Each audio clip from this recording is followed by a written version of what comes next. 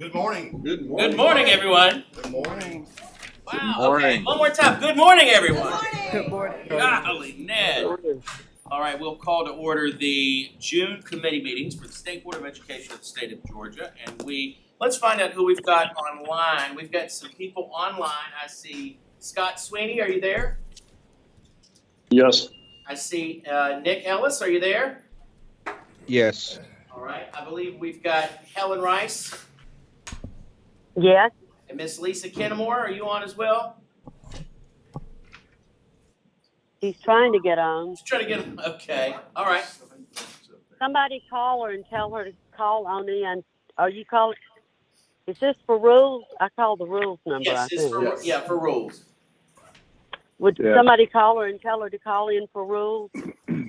Yeah, so we'll get somebody to Just text her. waiting. Mike Royal's going to text her, so we'll get her on. All right. Then I see Frank Griffin. All right. Are you, sir? Yes, I'm here. Good morning, everybody. All right. Any other board members online I didn't mention? Stan DeJarnett. Hey, Stan, how's it going? Good morning.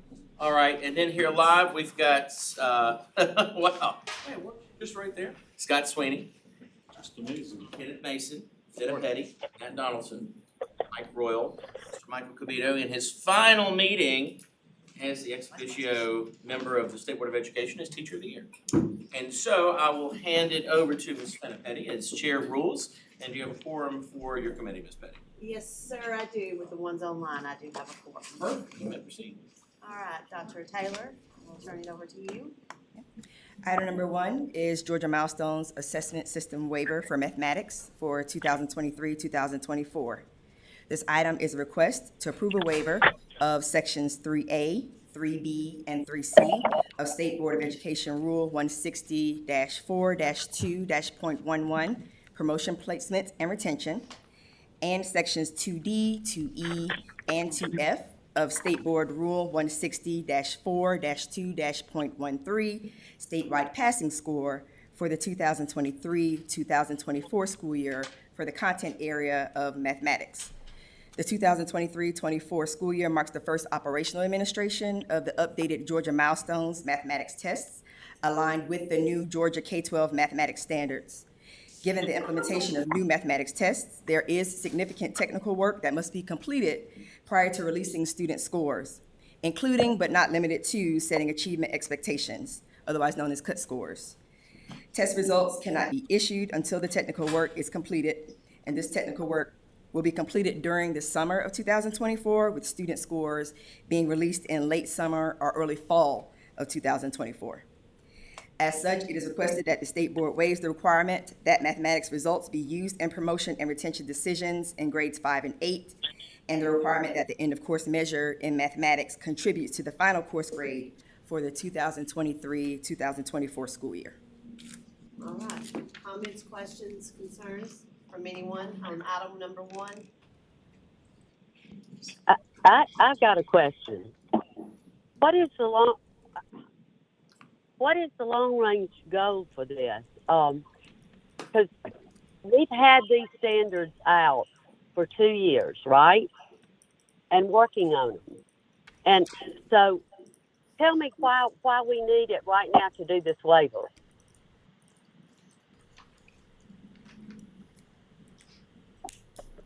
We have the milestone set up with the standards, right? Yeah, good morning, Ms. Rice. This is Allison Timberlake. This coming school Hey, year. Allison. Good morning. This coming school year is the first year that the new math standards are being implemented in classrooms. So it's similarly the first year that we will be administering the new mathematics test aligned to those standards. And as such, we need to collect the student data and bring groups of Georgia educators together in the summer to review the test and set cut scores to align to the achievement levels of developing proficient and distinguished learner. So we'll have to do that work this year for the first time. And that'll necessitate a delay in the release of the scores, so districts just won't have them back in time to use them for promotion decisions and EOC course grades.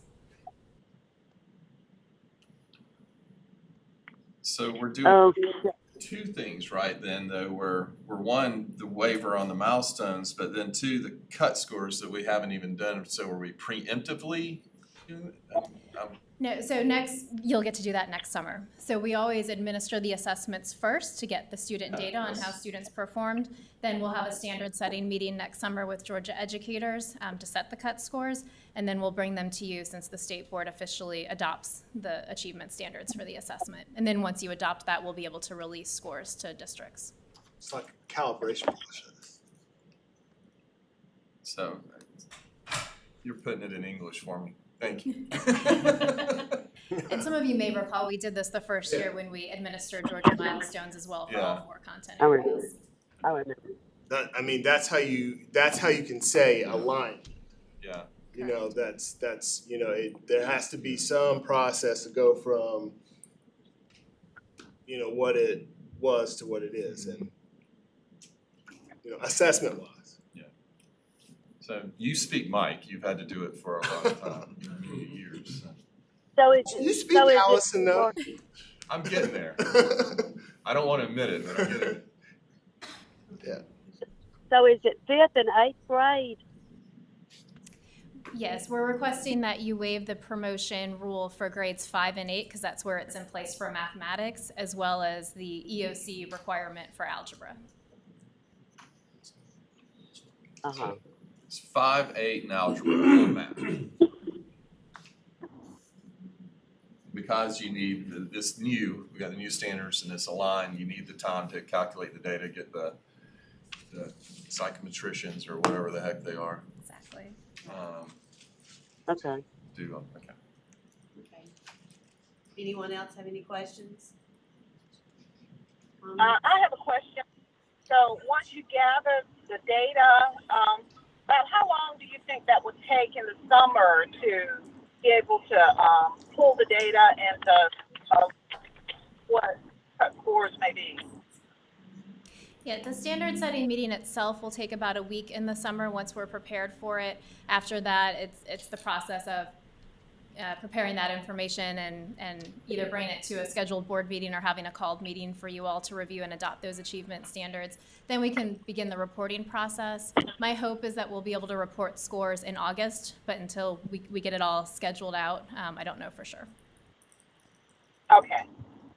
All right. Thank you. Any other questions? Dr. Taylor, is this an item can be moved to the consent agenda? Yes. Okay. Okay, without any other, we'll plan to move this to the consent agenda tomorrow. Item number 2. Item number 2 is amendment to State Board Rule 160-4-2-.13, statewide passing score. This rule amendment is being requested for initiation, which means if approved, it will be posted for 30 days public review and comment. State Board Rule 160-4-2-.13, statewide passing score, is being amended to change the required percentage that the Georgia Milestones end of course numeric score must count towards a student's final grade to a minimum of 10% from the current requirement of 20%. This proposed amendment also cleans up prior Georgia Milestones end of course percentage requirements from 2011, as well as from the 2020-2021 pandemic adjustment. If approved for initiation, the proposed rule amendment will be posted for 30 days public review and comment. Comments, questions? I have a question. So the rationale behind this is to lower to 10% of end of course, yet, and you can't go any lower. And some systems say choose. We have it at 20% now. So are we asking, we have a higher, a 98% graduation rate, and yet we still want to lower these scores. I thought we wanted to raise expectations, not lower the requirements. And I'll have to share, a lot of my superintendents that I talked with were fine with the 20%, and some had said it could be even 25%. So I'd like to hear a little bit more on this. And let me ask you this. Here was a question that was asked of me. What stakeholder groups did we talk to that were requesting anything in regard to this? So I'll start with the first part of your question. The language in the rule change speaks to a minimum of 10%. Right now, the language is a flat requirement of 20%. And so the way the language is crafted, it does allow for if there are districts that want to keep the 20% or some number above 10%, then they are still allowed to do so. But this language adjusts so that the minimum is 10%. I understand that, Tiffany, but I'm just saying, why? What was the whole rationale behind this, and what? Who started precipitating the talk about this? Because 20%. I mean, you got to put. There are three things that are taking place. We're asking our teachers to teach these standards, and our schools are getting a grade. And our students have to have some skin in the game, and we want to lower it to 10%. I'm just trying to figure out about the accountability and the rigor. You want to raise expectations for accountability, and usually kids rise to that. I don't see a problem with the 10 to 20% unless there was. I mean, tell me why all of a sudden this just popped up. Well, we received requests. That was why we brought the rule change From request forward. superintendent. You received a request from. I can chime in here, Ellen. I requested it be put on the agenda. That was me. Oh, you. Me. Okay. I thought it was something that needed to be revisited, and perhaps you've spoken to a lot of superintendents that think it should be higher. I've not spoken to a single one, superintendents, teachers, educators, parents, throughout the state of Georgia that want it lowered. Every single one I've spoken to wants it lowered. So I get it, we all have, and we don't need to rehash that people were on the board 13 years ago and this is why things were done. This is just, how do you feel about testing and whether or not it is an effective measure of progress of the student and measuring if the teacher is teaching the class? Because we can debate over this for 20 minutes, and Mike Royal and I certainly have on this issue. And I think you either think testing is good, you either think high stakes testing is a good thing, or you don't. And personally, aside from the fact that our state legislature requires it, I would not require it at all. Personally, but I'm just married to an educator, so. Well, and We're talking about literacy and accountability and 20%. You know, we got rid of the graduation test, which helped students because that was a lot to absorb. But 20% of a grade, just perhaps students having some accountability in that area doesn't seem high. 10%, we went through this with COVID when we not marked it down to 0.1 at one time, and people were going, well, kids aren't even wanting to study for that. So I'm having a little bit of reservation as to the point that, you know, is it better to have a little skin in the game there, and everybody, the end of course test, if it's not getting the results that we want, why? Because obviously, you brought it up. Why did you think the end of course test wasn't getting results that we wanted? That's. Hello? Who said that? Me? No, I'm asking. Oh. You brought this up for us to review, so.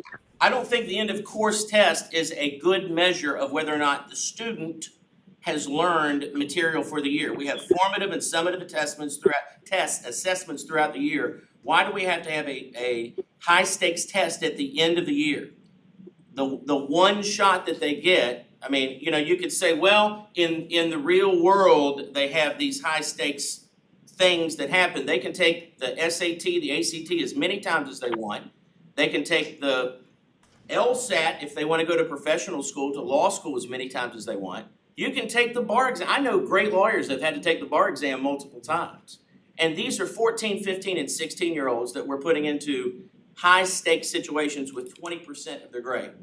And I've just spoken with an overwhelming amount of people, stakeholders, teachers, parents that want this changed. That's why I asked for this to be put on the agenda, for us to talk about this and discuss it. And I knew that there would be board members that feel very strongly about even increasing it.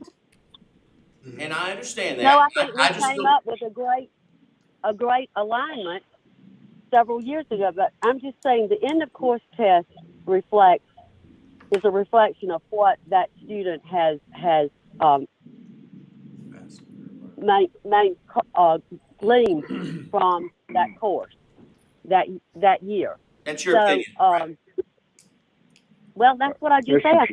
If we're not getting the results from, what do we want to get from the end of course test? If we're not getting those, what's missing? What am I missing? If the end of course test is not getting the results we want, what do we want from a test? To get What do rid you of want it. from a test? But we Mr. can't. Chairman, Yes. Mr. John. Mr. Chairman. Yes. Maybe we should pull this for later. Well, I just want to make a comment. I want to make a comment. I think that I'm not under the impression that we are changing the minimum passing score for the test itself. We're not changing that, are we? We're just changing the percent that the passing score counts as part of a student's final grade. Isn't that correct? Yes. Yes. Well, actually, you're establishing a minimum. Minimum Floor. for. Add a nugget. As a teacher, I think it's important to think about the facts that, Helen, what you just talked about, you said two words that were really important to me, which were rigor and standards for students. And I think this provides autonomy for school systems to decide where they go from 10% or above, which I think is good for school systems to have that authority. But I also think as a classroom teacher, if I'm aiming only at an end of course test, I'm thinking about that day instead of every single day. So I think some of that pressure off is important. I also think that I'm thinking about 20% of a student's grade, which if that kid has a really bad day and 20% of their grade is tanked because of a test, they lose the Hope Scholarship. They lose Zell Miller like that because of one day. So I think if we want kids to be prepared for that one really big day, then we can keep that percentage super high. But I think if we want kids to be prepared to learn every day and teachers to be focused on every single day, I think the focus should be on what we do every day. Okay, it's my turn. That's, then Mr. Sweeney. I've been waiting. Mr. Chairman, I got a comment after everybody. Nick Ellis. Okay. Can I go Mr. now? Donaldson. You know, I agree with Chairman Downey. One day shouldn't make or break the student. This allows a district to go higher if they want to, correct? So those districts who have called board members who want to go higher, they can stay where they are, or they can go down to 10. Leave this up to the people who are actually doing it every day. Give them the flexibility. So if there isn't a consensus in the committee, pull it for a separate vote, let people vote their conscience. All right. And this is just to post for 30 days. We're not voting to change the rule today. Mr. Sweeney. Thank you, Ms. Petty. I have just one question is, how does this affect comparability? And I just ask that the analysis include that. I mean, you know, obviously schools are establishing different weights in other areas. You know, as far as, you know, how tests are impacted and so forth, or quizzes for that matter, or homework assignments and that stuff. But this was kind of a standard or a baseline that we had as well. And I'd just be curious to see how this change by allowing a district to make that a minimum, for example, might affect comparability and reporting.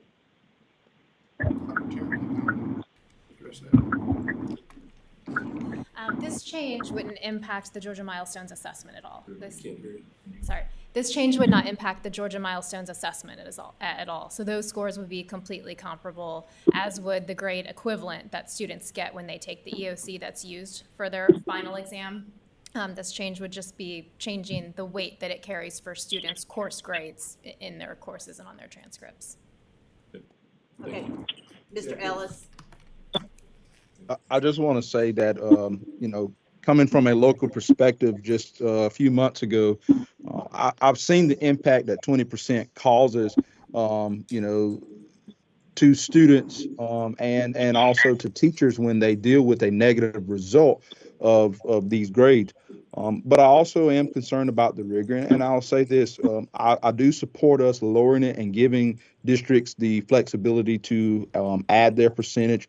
But I would like to see us put some, you know, some language in place to make sure that districts are maintaining some type of rigor in these testing, because the reality of it is whether kids leave high school and go into, you know, construction factory, or they go into law enforcement, or they go into, you know, be an attorney or a doctor, they're going to be tested, even with the basic, you know, police training. When they come to field training as a police officer, we are constantly testing them at every level. And the more levels they move up, all the way to level 4, which will be phase 4, there's going to be a required test to complete that course before they're released out in the streets to be a regular police officer. So there's always going to be high stakes and tests in every career and profession.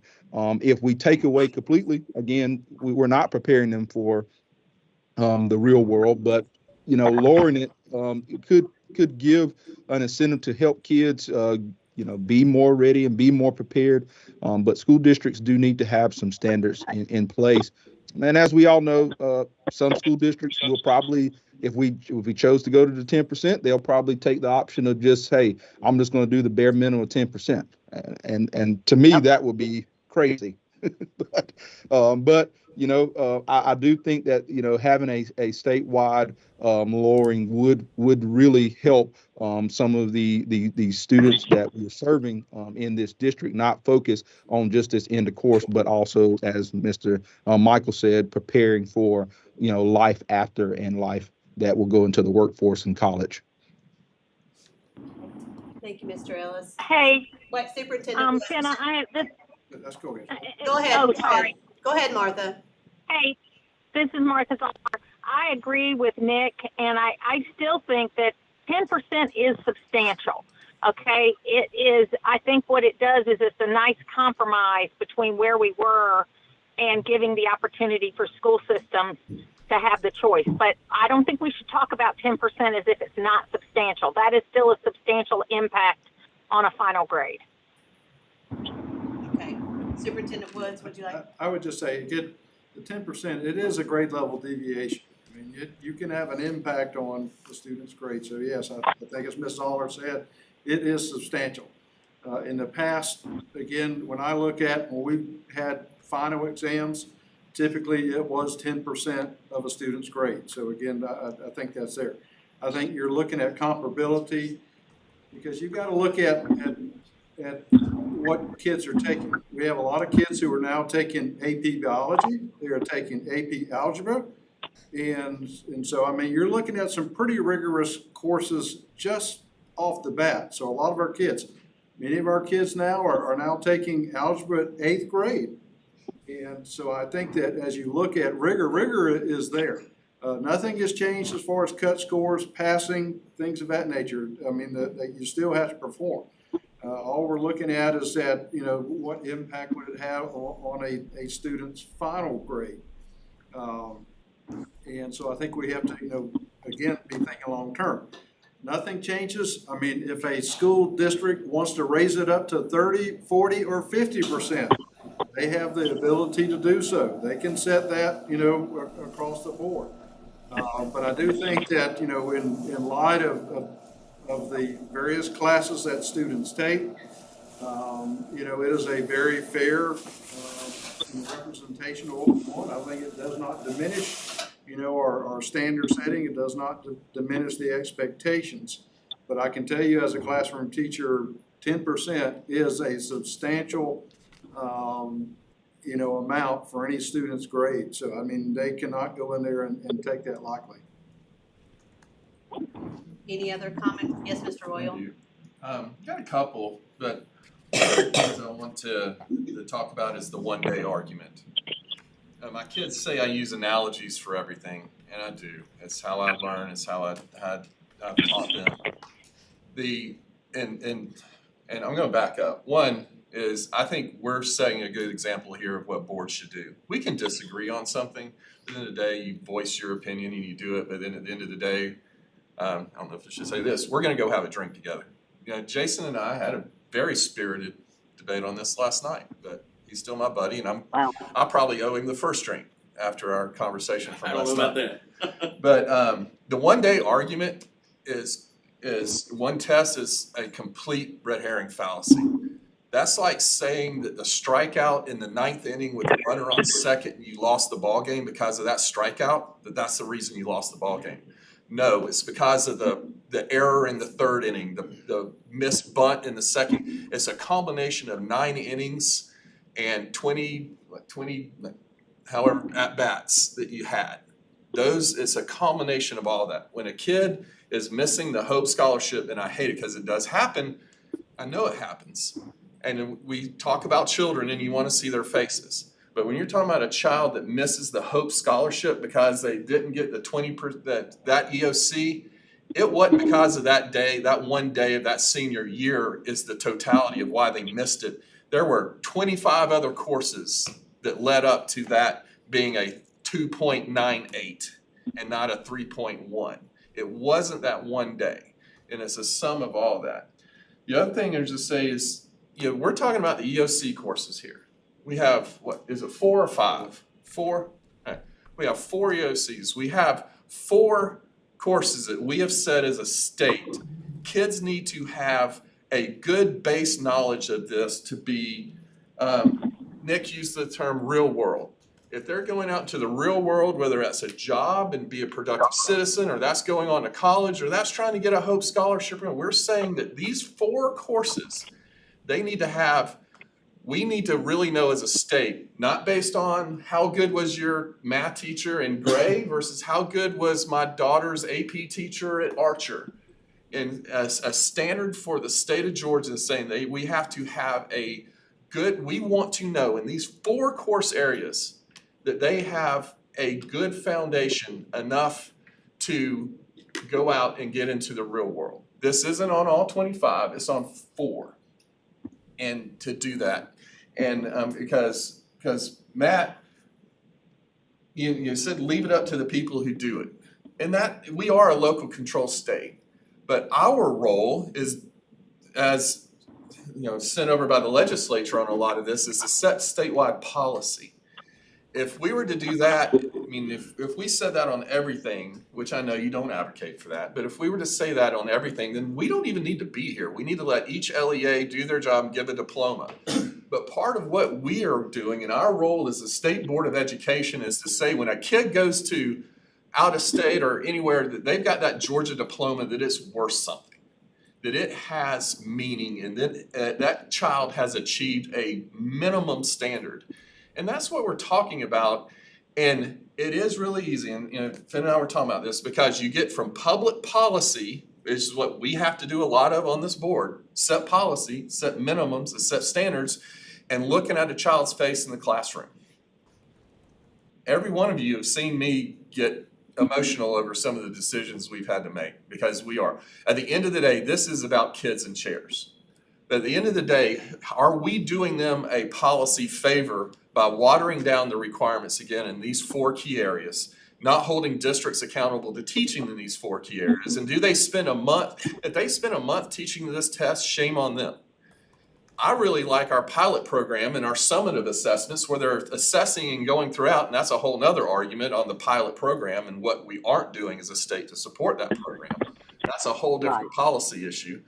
But that one, they should be teaching, and to Superintendent Wood's point, got a daughter that's in a lot of AP classes. You know what they teach to? That AP exam. They want to get a 3, a 4, or a 5 in that AP exam. They mock the heck out of those kids. Mock test them, mock test them, mock test them, till they feel certain that they can get it and try to get them there to a 4 or 5. But if we're spending a month just to try to get them to pass this test, shame on them, because that's not learning. That's called cramming. I know everything I crammed for when I was in college, I probably don't have a really good understanding. Everything I learned, I can talk to you about it today. So if we're doing that as a state, shame on us. But to to further water it down, I understand. Look, I can see my fellow board members' reasons to do that. But to further water down something that we say for content areas is important for policy, for them to have a good understanding to be able to make it in the real world or college or whatever they want to do. I just don't think is a good policy decision. Okay. Just a reminder that the rule change doesn't change the rigor or the minimum passing. We're not lowering the standards for the test, only the impact of the GPA. And Mr. Griffin, you are next. Thank you. Good morning. Just briefly, yes, I echo what the superintendent and Martha said. 10% is still substantial. And any opportunity we have to allow local control to reign in these particular areas, I'm pretty much going to be for. So I support this effort. Okay. Anyone else have any comments, questions? This is Lisa. I just concur what Mike said, and also I agree with Ned. I want to make sure that the rigor is there and that our students are learning EOC. And, you know, I understand about, you know, that different districts can elevate the percentage from 10% up if they want to. But point as well, we are a state board, and we need to make sure that these areas are attained by our students. And I disagree with the fact that we need to make sure that there is rigor. And I look forward to more information concerning this, especially if it's going to be put on a separate vote, correct? Hello? Yes. She was breaking up. Okay. She asked a question at the end, though. Yeah, Helen, excuse me, Ms. Kendamore, you broke up there. I'm not sure we got the whole question. Yeah, Lisa, you broke up at the end with your question. We are, this is going to be pulled for a separate vote, correct? Yes. A separate, okay. Well, and it's because it's a rule change. There's a 30-day wait. It's gonna be posted for 30, so tomorrow Correct. we will vote to post for 30 days. And you know, to that end, and I don't mean to interrupt you, Ms. Lisa, but anybody that has any input, and I encourage all of the board members to contact your boards of control, RISA, your superintendents. The superintendents, you've gotten input from Lisa, Helen, Nick, everybody. We need to hear from them. We need for everyone to weigh in on this, and that's the whole point of a 30-day wait period on a rule change, particularly something as pivotal as this rule change.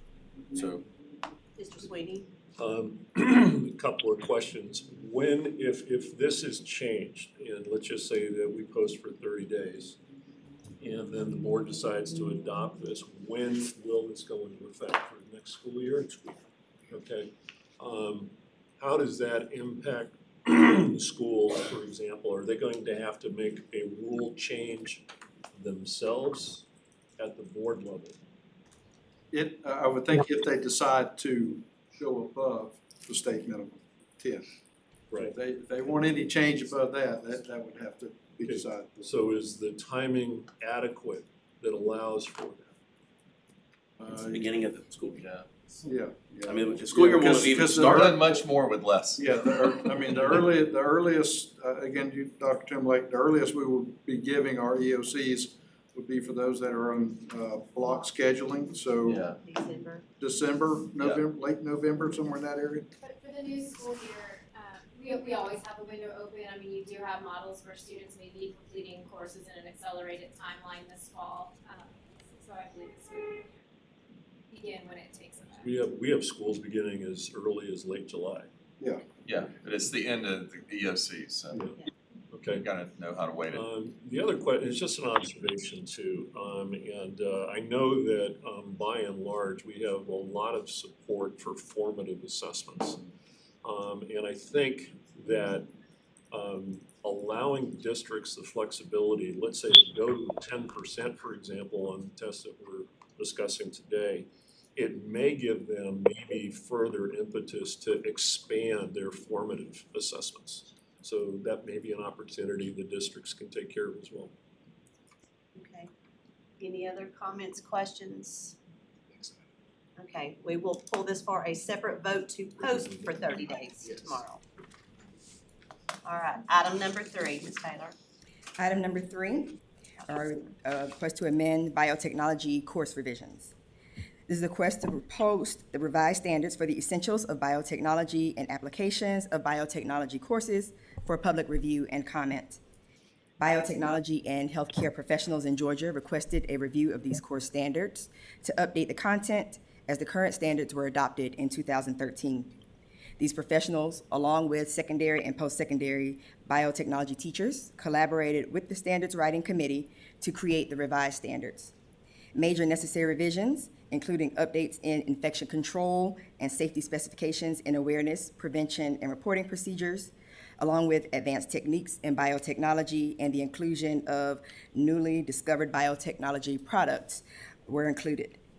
If approved, the standards will be posted for 30 days for public review and comment. All right, any comments, questions on item number 3? What grade levels are these courses available for? We have Roger Ivy on the line.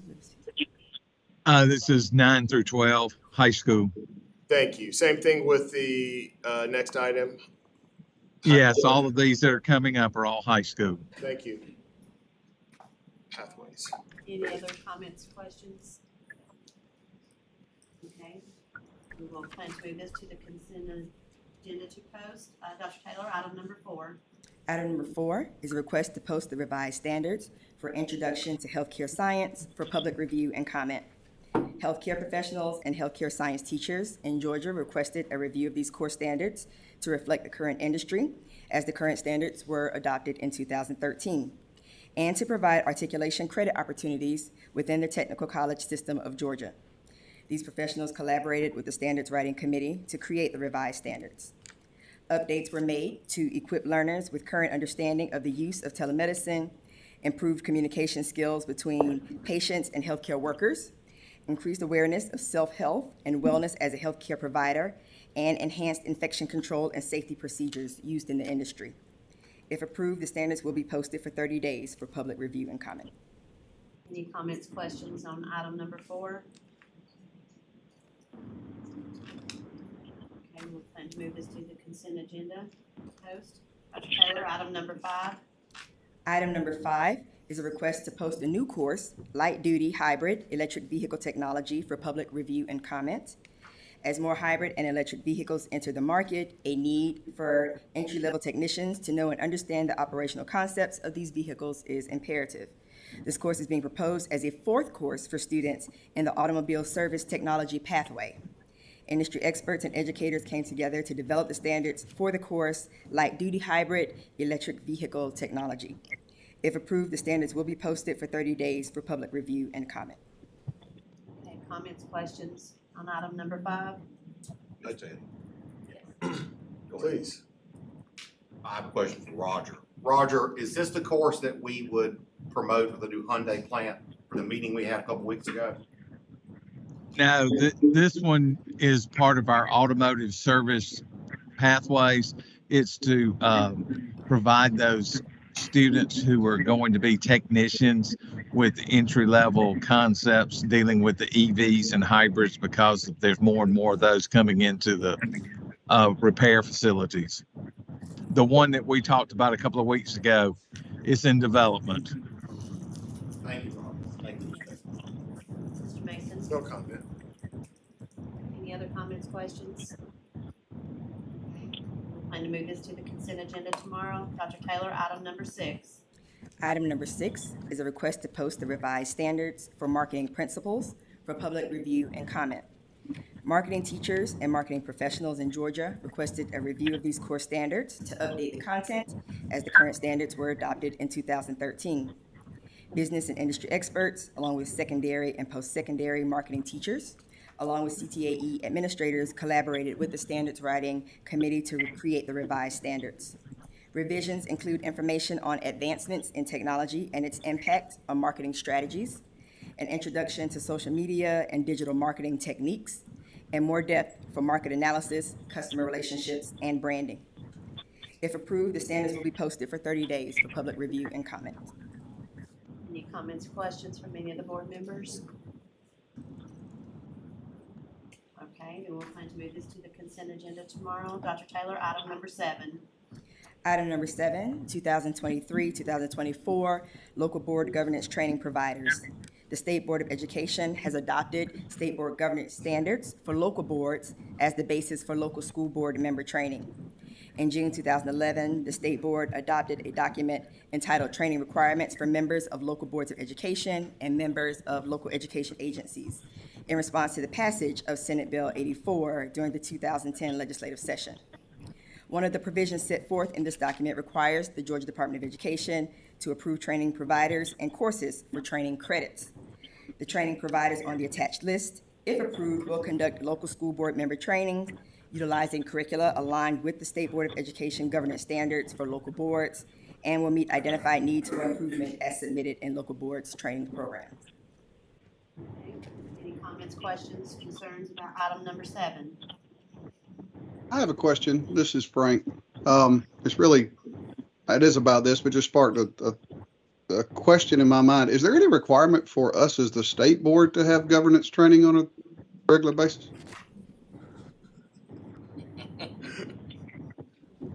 Is someone gonna answer? That's not a loaded question. That's just a question. Chairman Downey, I'll turn that over to you. No. No. I will defer to Mr. Royal, who is and Mr. Mason. Because we actually, it's interesting, I think it was in 2019, before COVID, we had a group that was contracted to come here and we did a 1-day whole board governance training. There have been questions about the role of this board and exactly what we're supposed to do. All the way down to things like attending in person and excused absences. And there has never been any consensus on whether or not, and I think it's a best practice because we require local boards of education to have governance training perpetually. We require board members to have new board member training at the local level, and we don't really have any, there have been traditions, right? There have been things that have been done, but there's no established best practice for this board. And I think it's probably something that we should revisit. It's an aside from this, but Frank, your point's well taken. Well, it's just a question. I wasn't loaded. I just know for the 17 years I served on a local board, the vast majority of those years, even before the requirement, we had some form of training, and I learned something every year. Yeah. And NASB, National Association of State Boards of Education, is restarting their new member institute. Yeah. So, which was shut down for a while because of COVID. because of COVID. And unfortunately, and a lot of our veteran members have gone through that, but a lot of us that have been appointed since COVID or right before COVID never had that opportunity. And so Frank, it's a good point, and I think it's something we should visit in the very near future for particularly starting for the 24 year coming up. I mean, I know that sounds like it's a long way away. It's only 6 months away. Perhaps. Okay, thank you. Perhaps we can have a component of that at our retreat. Well, that's. Hello, this is Lisa. May I make a comment, please? Yes. Here. Okay. Yes, when I first came on the board, we had training. We had board training, and it was carried out by Dr. McGivney and Mr. Larry Winter, and also different people in the department sharing information that what each of their departments do within the Department of Education. And when we did when we did have training from this outside organization that came in up under Mr. Sweeney, they actually told us that there were things that they did not know that they learned from us because the State Board of Education is a very different entity from the local board. So, going forward, we do need to have some type of initial training for new board members just like we did before. And I think Mr. Sweeney and Mr. Downey, I think I sent you guys the electronic copy of the board training book that were the last updated issue of the board training book that I had. I think I sent it to you electronically. Is that correct? That is correct, Ms. Kenmore. Okay. So that is something that we can look at, but keep in mind that the State Board of Education is very different from the local board. And I'll interject one final thought. I had spoken with Scott Johnson, actually, about, and I believe it was Scott and Helen. I think I might have asked you, and I can't remember. There was one other board member, a newer board, might have been Matt Donaldson. I don't remember, but he's like, really, me? Who? But I had asked Scott to take a look at putting together a whole board training and a new board member training, and having something in writing procedurally. And the hope was that it would take some time to evolve, and then of course Scott's moved on to other things now. So we need to revisit that, and I think it's something that we should talk about at the retreat, and we can put together. And any volunteers that want to help put something together. And Ms. Lisa, since you've sent us the template, I would very much like for you to be a part of that. I'm not telling you, I'm just asking.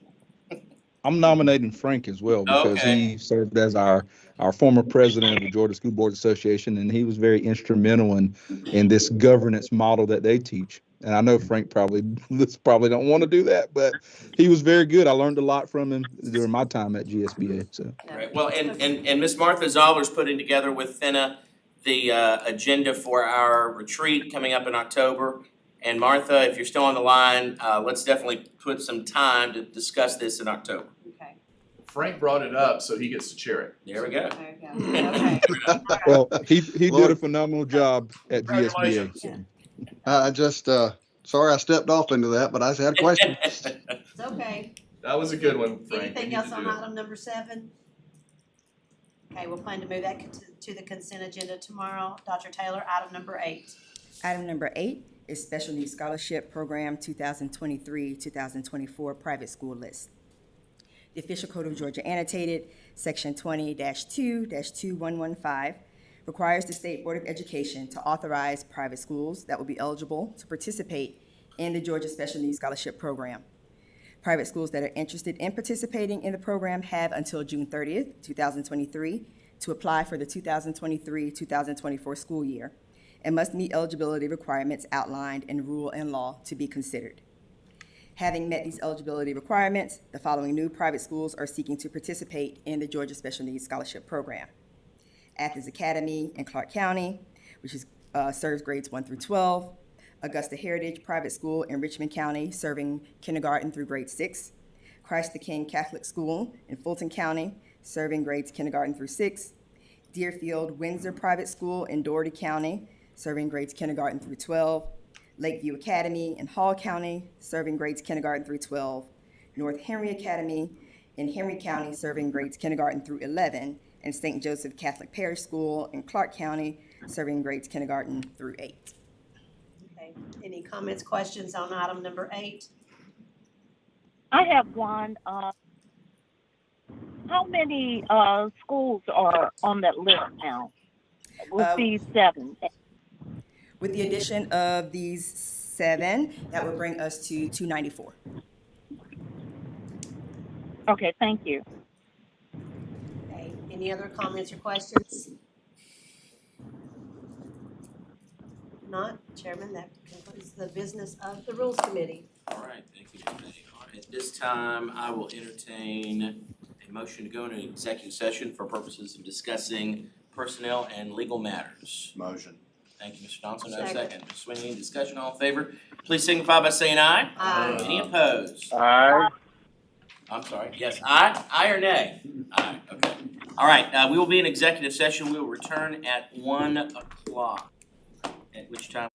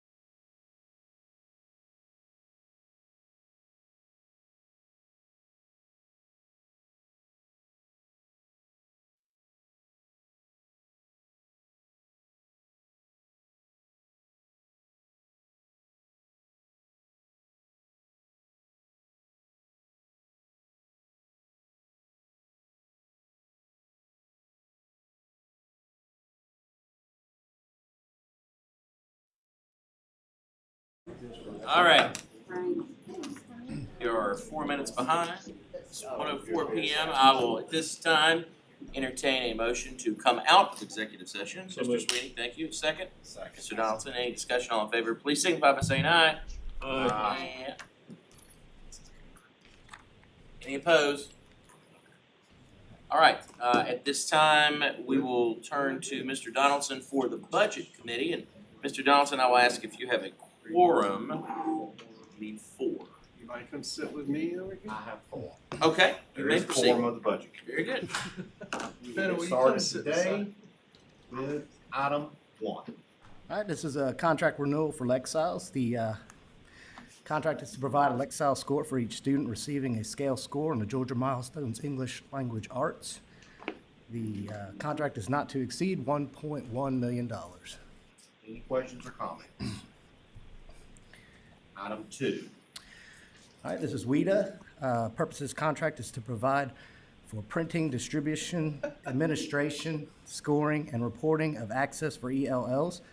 The contract is not to exceed $4,632,977.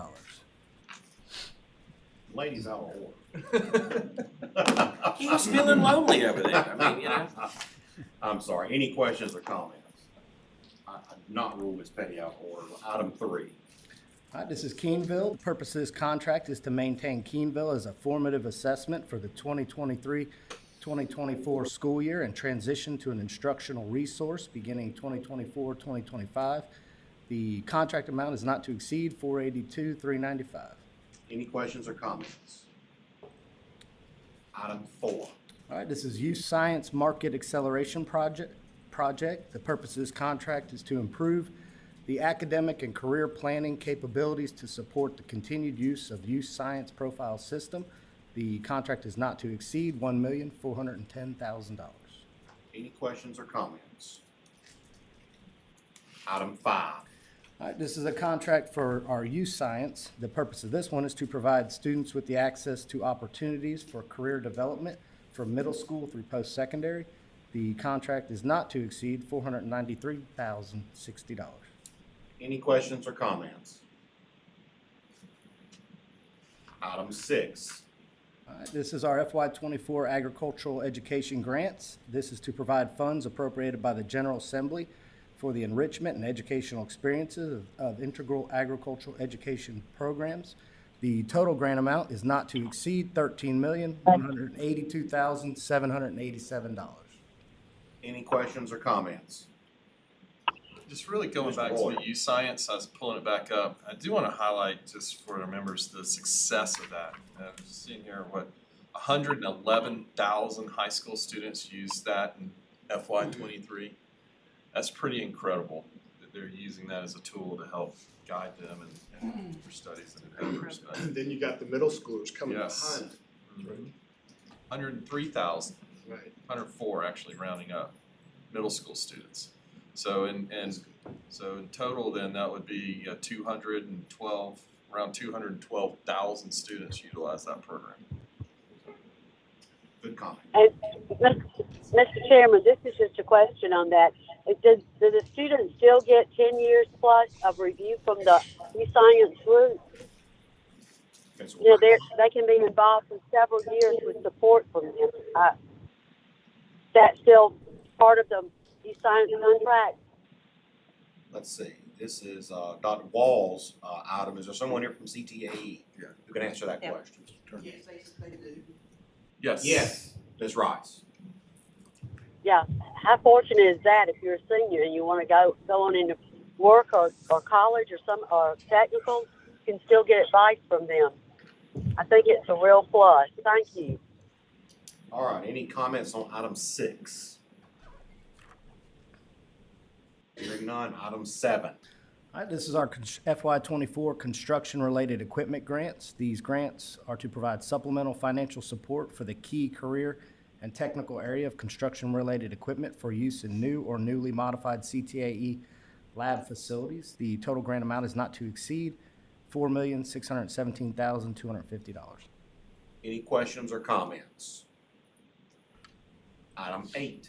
This is our FY24 federal high school program grants. The CTE Division administers these funds to LEAs that meet the size, scope, and quality requirements through a formula-based grant to provide professional development and resources to support local CTAE programs. The contract is not to exceed $21,855,777. Any questions or comments? Item 9. This is our FY '24 state high school program grants for CTAE. These grants provide workforce readiness skills, curriculum development and revision, and resources for all career pathways. The total grant amount is not to exceed $17,224,265. Very good. Any questions or comments? Item 10. This is our FY '24 heavy equipment grant. The purpose of this grant is to provide assistance for program improvement for CTAE instruction and student support in selected local systems. The total grant amount is not to exceed $3,336,000. Any questions or comments? Is this the CTAE budget? Let's see. I mean, it is, I'm just, where's Barbara? She's getting the, she's getting the armored truck to pull up to the back. Yeah. The Brinks truck. Yeah, the I Brinks think truck. it's the CTA conference. Huh? Yeah. She's boots on the ground today. Any questions or comments? Item 11. All right, this is our FY '24 Georgia Parent Mentorship Program. The purpose of this grant is to assist LEAs to hire parent mentors to help build effective school, family, and community partnerships for improved outcomes. The total grant amount is not to exceed $1,803,200. Any questions or comments? Item 12. This is our FY '24 Georgia Network for Educational and Therapeutic Support's American Rescue Plan allocations. This grant is to assist 24 GNETs with meeting the needs of students with disabilities as determined by their individualized education programs, assist students with transitioning to less restrictive environments, and improve students' academic and behavioral skills. The grant is not to exceed $1,500,000. Any questions or comments? Item 13. This is our FY '24 GNETS allocations. The purpose of this grant is to assist the 24 GNETs with meeting the needs of students with disabilities as determined by their IEPs, assist students with transitioning to a less restrictive environments, and improve student academic outcomes and behavioral skills. This grant amount is not to exceed $57,635,852. Any questions or comments? Item 14. This is our 5-year local facilities plan. The State Board of Education is required to approve all 5-year local facility plans for school systems to be able to participate in the state capital outlay program. The listed school systems have completed a new 5-year plan as required by law. Any questions or comments? Item 15. This is our grant for character education programming. This grant is to support a state budget line item to allow identified schools to implement the Leader in Me character education programming within their schools. The total grant amount is not to exceed $2,475,000. Any questions or comments? Item 16. This is our school custodian grants. The purpose of this grant is to provide a one-time $1,000 bonus to school custodians. The total grant amount is not to exceed $8,751,579. I just have a comment. I'm glad to see this. Everyone that works at the school is important. So, and we're using some of our discretionary ESSER money to fund it. It is a one-time thing, but it's a good one-time thing. Any other questions or comments? Mr. Chair, I agree. Our custodians, they work really hard in our schools, and I know when we have our hearings at the schools, they are there to set everything up and to make sure everything is taken care of for us and to clean up after. So I really am happy to see this as one of our line items. Thank you, Ms. Kennemore. And I'll just add, for those of you, like I said, I was in and out during COVID. These people work extremely hard to make sure our kids were safe and our staff was safe.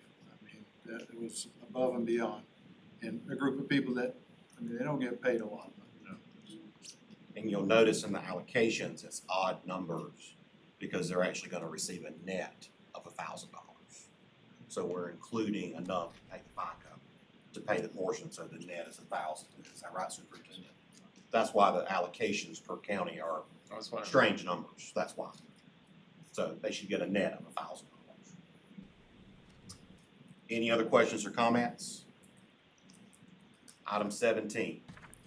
All right, item 17 is our FY24 USDA Fresh Fruits and Vegetables Program. This is for July 2023 through September of 2023. This grant is to provide funding to schools to operate the USDA Fresh Fruits and Vegetables throughout the school year. The total grant amount is not to exceed $865,000. Any questions or comments? Item 18. Item 18 is our FY24 USDA Fresh Fruits and Vegetable Program for October 2023 through June of 2024. And this grant is also to provide funding to schools to operate the USDA Fresh Fruit and Vegetable throughout the year. This total grant amount is not to exceed $5,672,283. Any questions or comments? Item 19. Item 19 is the Reduced Price Student Meal Reimbursement Grant. The purpose of this grant is to supplement the National School Breakfast and Lunch Programming federal funding to fund the remaining cost of meals for Georgia students eligible for reduced price meals. The total grant amount is not to exceed $6,333,876. I had some questions on this item. Another good one-time thing that we're, again, funding with ESSER. It may not be sustainable beyond this year, but we're able to do it this time. So, any questions or comments? Item 20.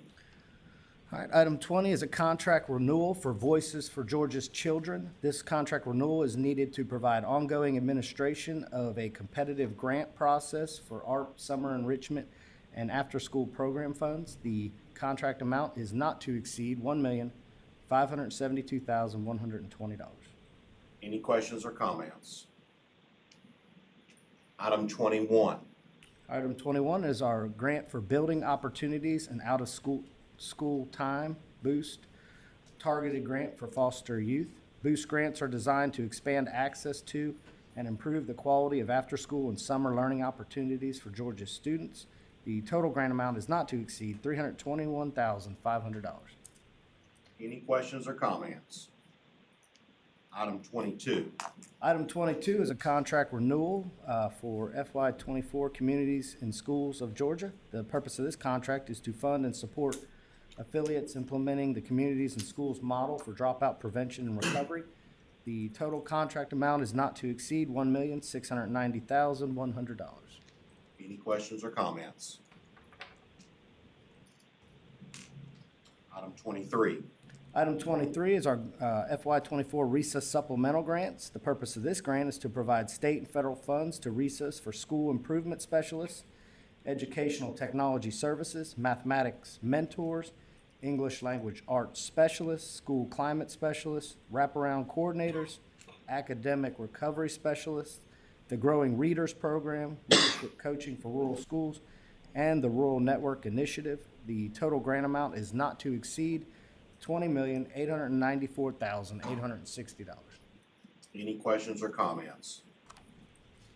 I have a question. This is Martha. Yes, ma'am, Ms. Aller. Yeah, so what is the category climate specialist? Is that related to HVAC and heating, or is it related to climate? Just a second. That's Dr. Johnson. Is Dr. Johnson here? Hey, I'm here. But on There she the is. climate specialist, that is actually Justin Hughes, so that's. She probably can't hear you. She may. I'm sorry. Come on up, Dr. Johnson. Getting about the microphone, sorry. All right, good afternoon, everybody. For the climate specialist, that is actually the person that's under Justin Hill's department. So, you know, they work around the school climate. That's pretty much it. The PBIS, all of those areas that improve school climate in schools, culture and climate. Ms. Aller, anything else? That answers my question. Thank you. You are very welcome. climate. All right, any other questions? All right, 24. All right, item 24 is our FY '24 Title I Part A 103 School Improvement Grants. This grant is to provide financial resources to LEAs with schools federally identified as targeted support and improvement and comprehensive support and improvement. The total grant amount is not to exceed $29,705,256. Any questions or comments?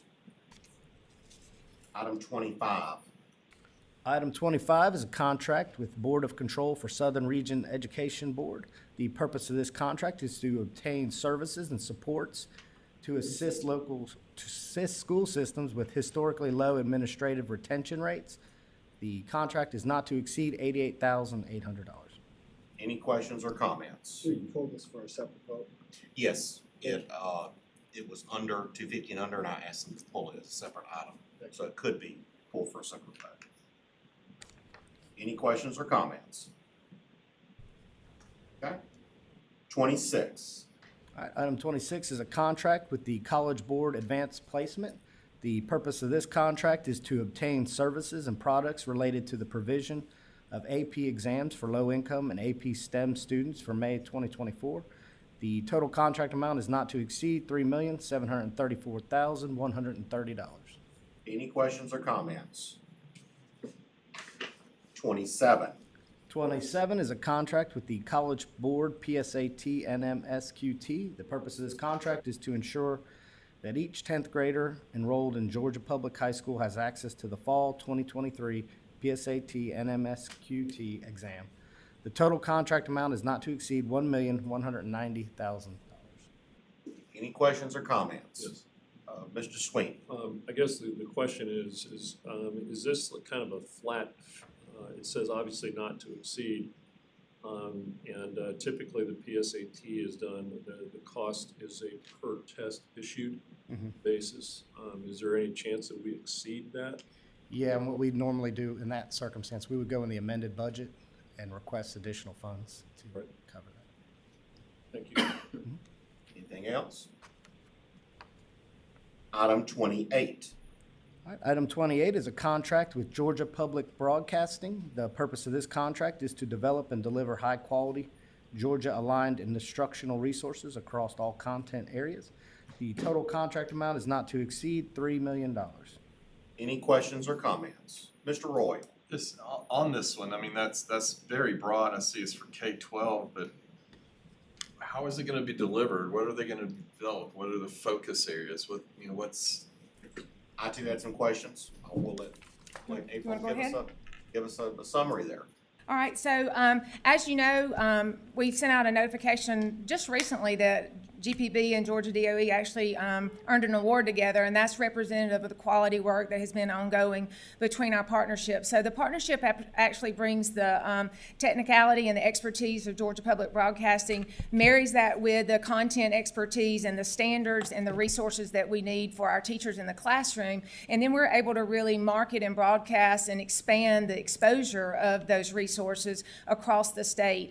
I think last year alone there were 11 million views of resources and items that had been developed in partnership with GPB and Georgia DOE. In addition, these resources will also continue to add to the repository of resources and supports through our platform, Georgia Inspire, and y'all all know that Dr. Osborne and his team just got an award for that as well. So this partnership would allow us to continue to develop Georgia-grown, Georgia-owned, and high-level quality resources to support certainly math and ELA, and also all the other content areas that we focus on in the teaching and learning area.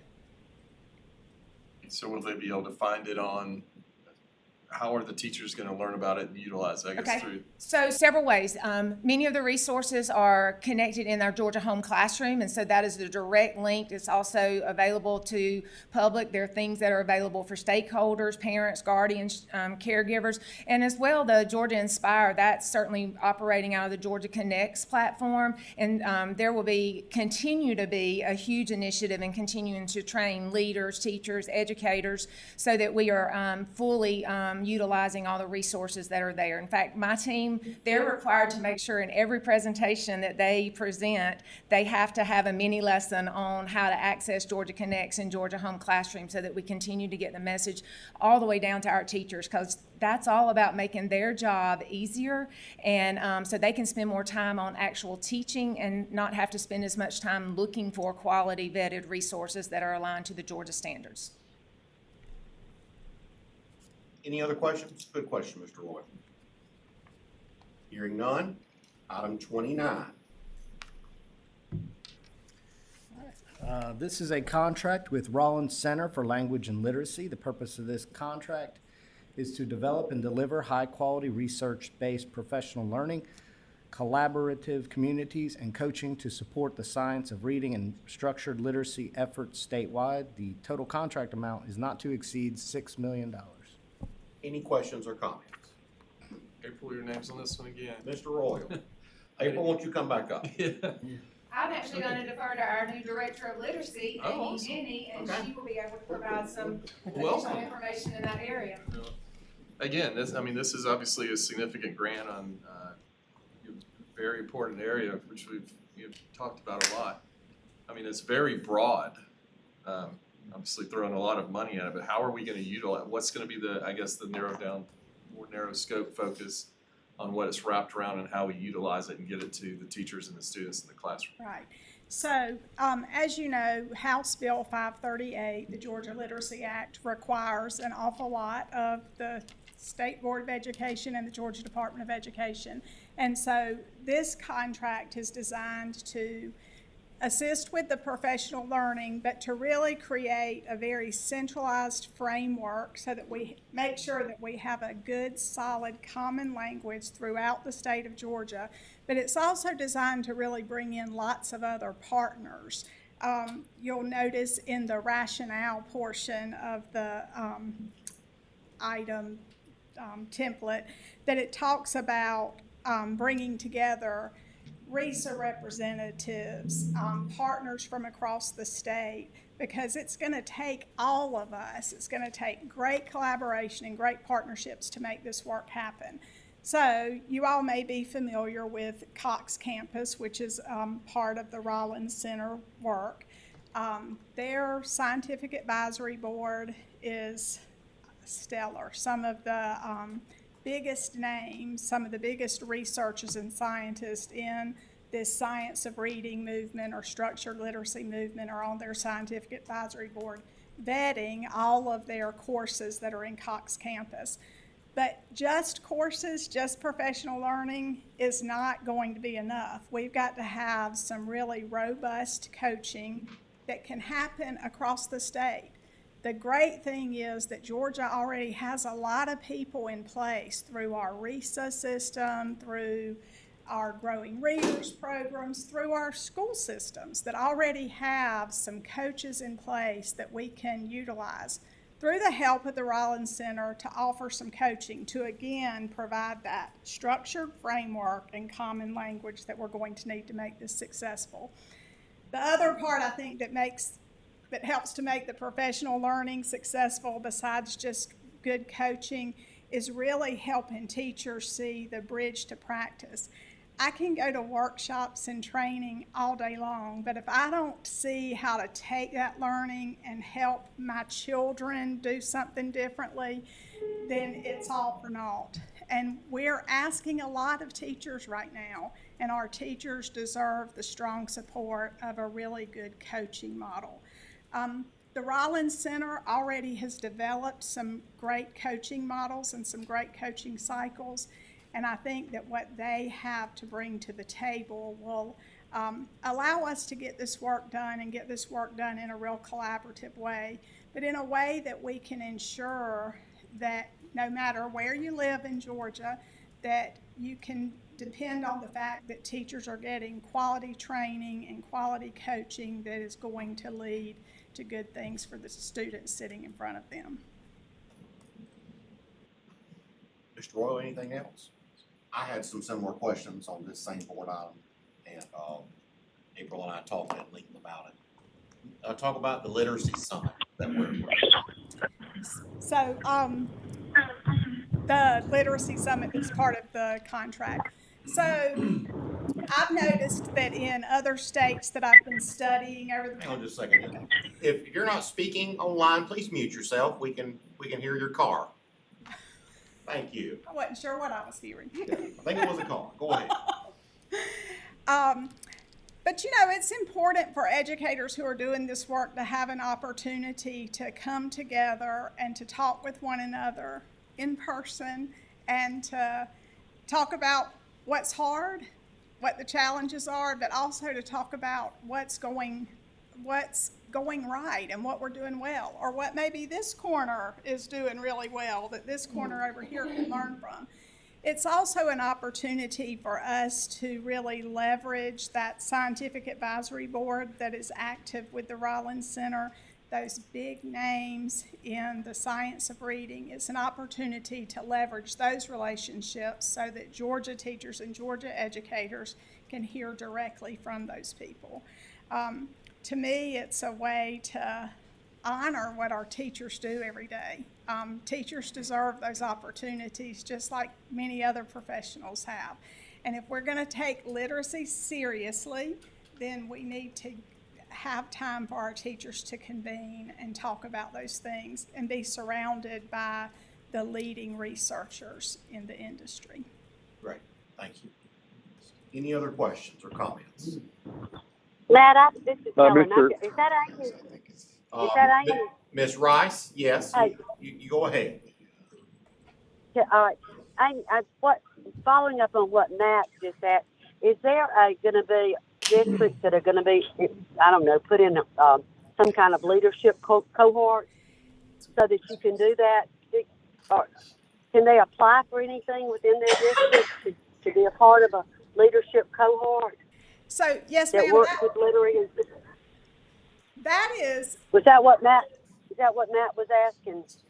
No, I think what he was asking was about the yearly literacy summit that is referenced. I think what you're referencing is a little bit separate. Of course, all of this is connected, but on June 1st, the Rollins Center and the Department of Education had a webinar, and all districts were invited. I believe we had 180 participants sign up for the webinar. Now, that doesn't mean 180 school districts, because some school districts sent multiple people.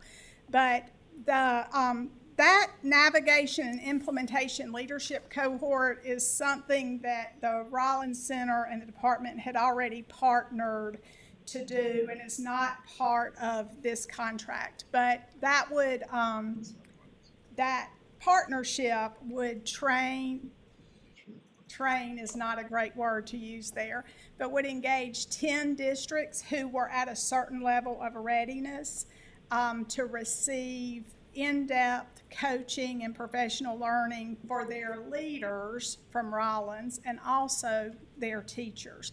It's a 2-year cohort process and is very robust, with Rollins Center coaches and professionals going to the schools for 5 to 7 days every quarter and actually working in the schools with the leadership there.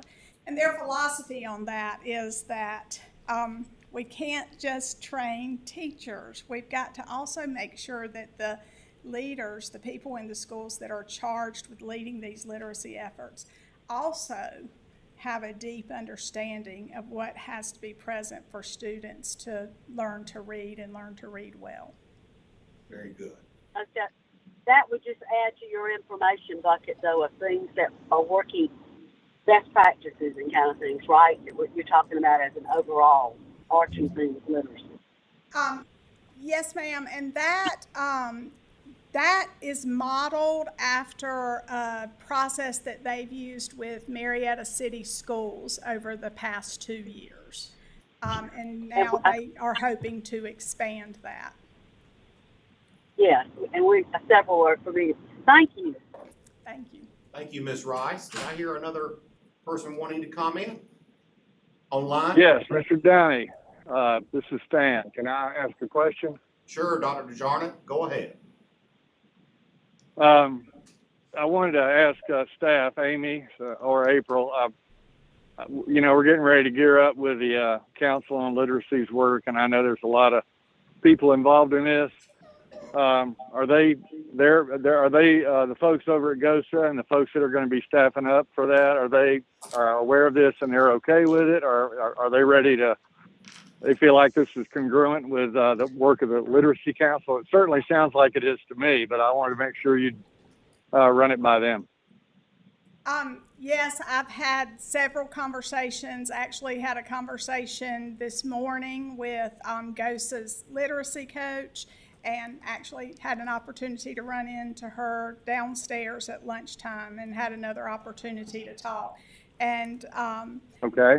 And I believe we're on the same page as far as the importance of all of us collaborating together to make this work happen. That's a good point, Dr. Okay. DeJohn. Thank you very much. Thank you. I appreciate that. We all need to be on the same page. We're all working toward the same goal. Any other questions or comments? Mr. Chair, I just have a question of clarity. Ms. Kenmore, go ahead. Okay. On eBoard, I saw a contract, but it was mentioned that it's a grant. So could you clarify, is this a grant or is it a contract? It's a contract. Okay. Were there bids for this contract? No, ma'am. It, under the bid process portion, they are exempt as a nonprofit. Is that correct?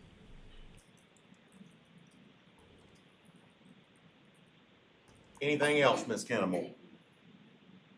Okay, I was just wondering how it came to the Rollins Center and Cox Campus. I appreciate all that they're doing, and then the mention of Reese's in there, since Reese's are in statute.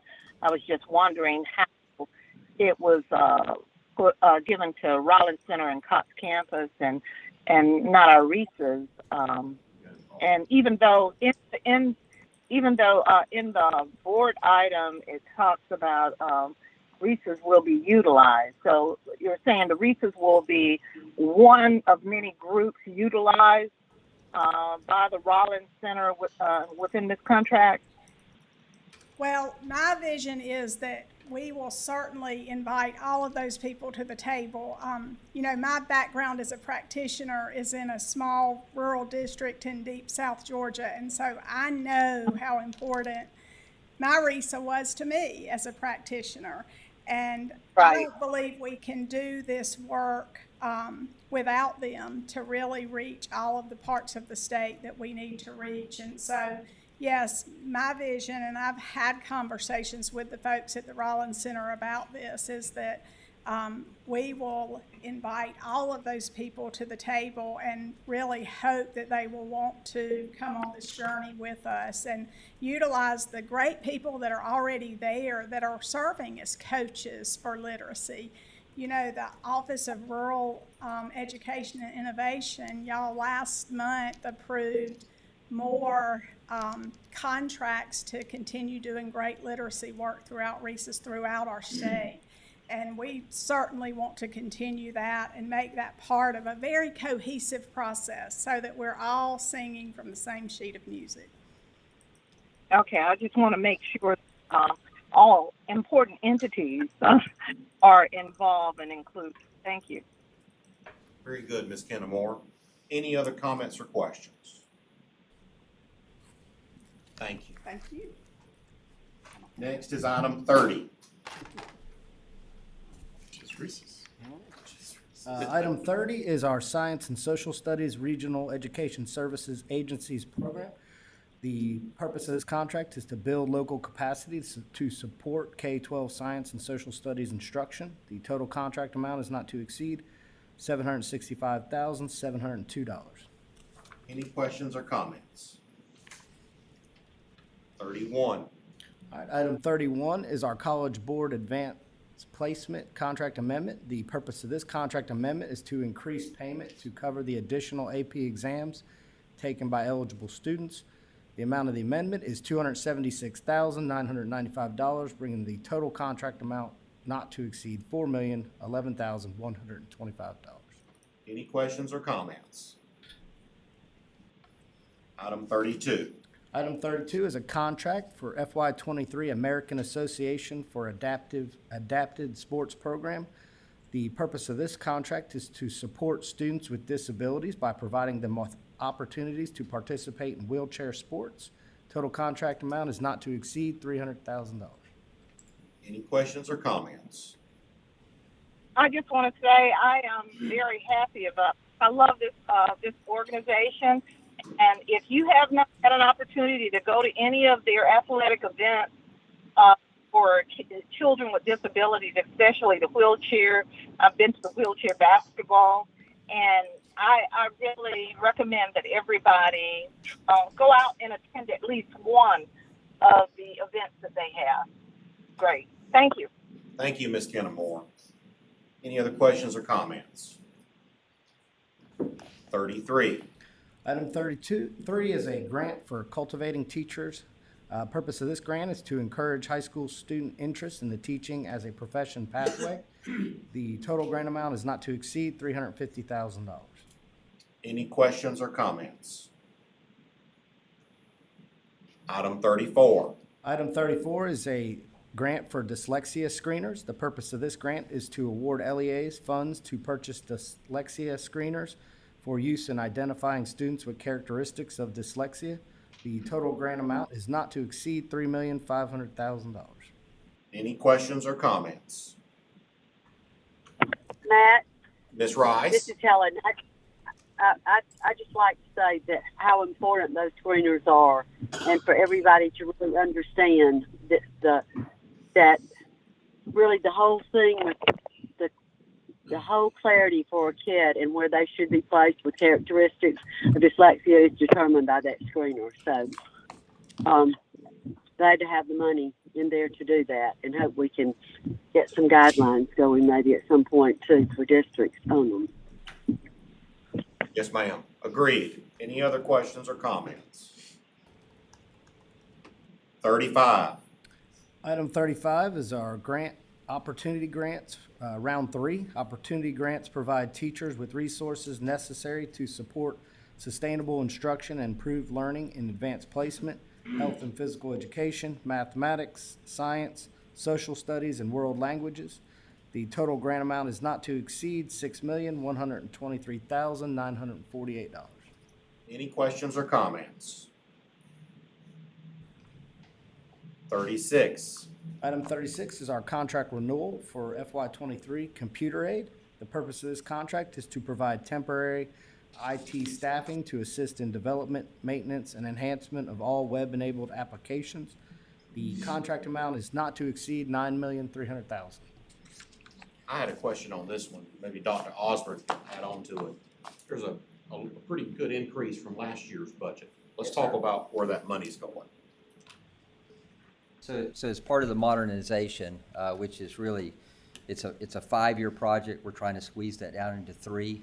But in essence, there's been really two big initiatives. The first is to take all of our resources that heretofore have been on-prem, either in my data center here or the one that we've had in the Hardin Data Center, and lift those to the cloud. And then we're at 95% completion of that will be done by June 30th of this year. And so the second phase of that immediately begins, where we're going to take the applications. We have north of 130 of those that are developed, maintained in-house. We need to make those cloud native. And so the way that we do that is certainly through our developers. This is where a lot of these contractors and whatnot come into play. Obviously, as we are all more and more concerned about the idea of sustainability beyond our ESSER funds, trying to hire the hands on keyboards and the minds to code and enable us to kind of maintain that platform that we need to in the timeline that's been set before us. Obviously, it's better for me to acquire those that are temporary folks so that whenever we no longer need them and sustainability funds become the issue beyond ESSER, I won't have to worry about that in that regard. So that's really been the big thing there from that standpoint. And you're right, I think that we've increased by about 60 contractors, I think, over what typically we use. Once we invest in the infrastructure, is there any operational savings later on? Absolutely. That's one of the things that Superintendent Woods has really kind of pushed us is to really look for efficiencies. You've heard me say this before.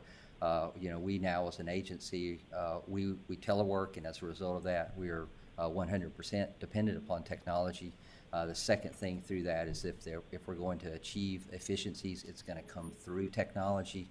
So really, we're looking at systemization and really the alignment of systems as a way to better support the teams, but also look for opportunities for us to minimize the human capital heretofore that's been used to do a lot of paper pushing, if I dare say, and look for technical ways to be able to do that, maintain that through systems, but also be able to minimize that amount of time. One of the things, obviously, that we all agree upon is that we need to be a lot more agile, a lot more responsive about the needs of our folks out there in the field, and that has been threaded through everything that we've done since day one with the modernization initiative. So, Very good. yes, sir. Thank you.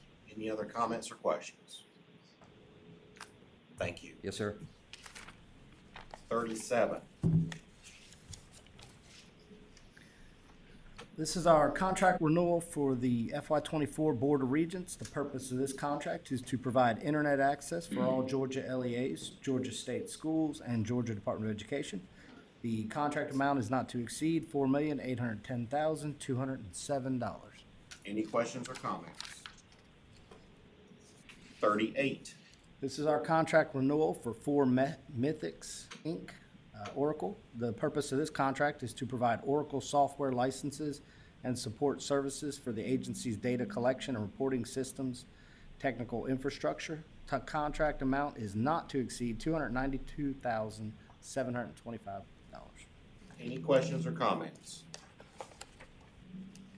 Very good. Items 39 and 40 are contracts and grant amendments under 250. Do we have any questions or comments for any of those budget items? Hearing none, we have reviewed items 1 through 40.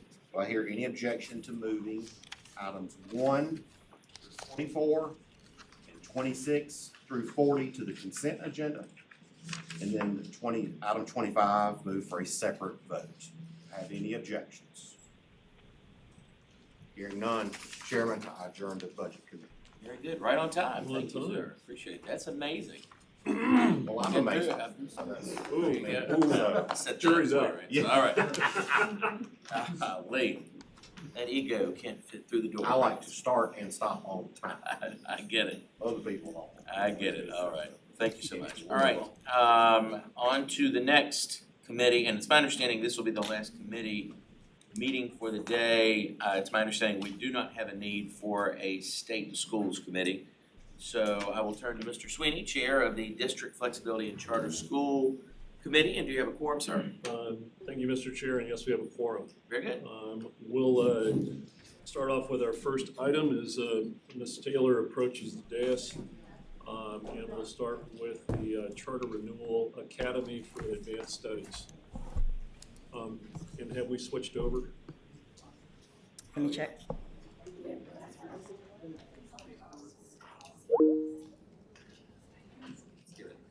Let's give it 1 minute.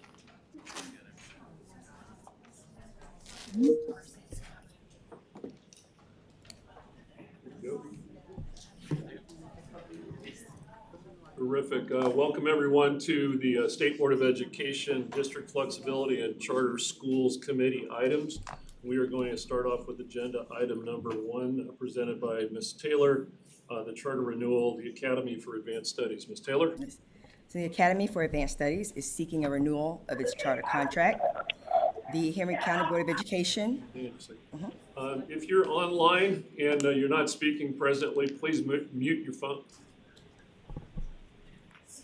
The Henry County Board of Education approved the charter petition for Academy of Advanced Studies on April 17, 2023. Academy for Advanced Studies will focus its efforts on college-level academic and technical courses, work-based learning opportunities customized to meet local and community needs, and to focus on career guidance and planning and development of behaviors that mirror business and industry expectations. Academy for Advanced Studies completed its Technical College System of Georgia external review and certification process in February of 2023. If approved, Academy for Advanced Studies' new contract would begin July 1st, 2023, and expire on June 30th, 2028. And we have Online virtually, Mr. Doug Blackwell, Principal of Academy for Advanced Studies. Fantastic. Thank you. Thank you for being here, Mr. Blackwell. Love to hear a few brief comments regarding your wonderful school. All right, thank you for having me here. I'm hoping everybody can hear me okay. I have a little technical difficulties over here. Are we good? Can we hear me? Yes. All right, great. Some of the great things that are going on at the Academy for Advanced Studies are our strategic partners. We've actually had 2 of our partners housed here at the Academy for Advanced Studies to support work-based learning.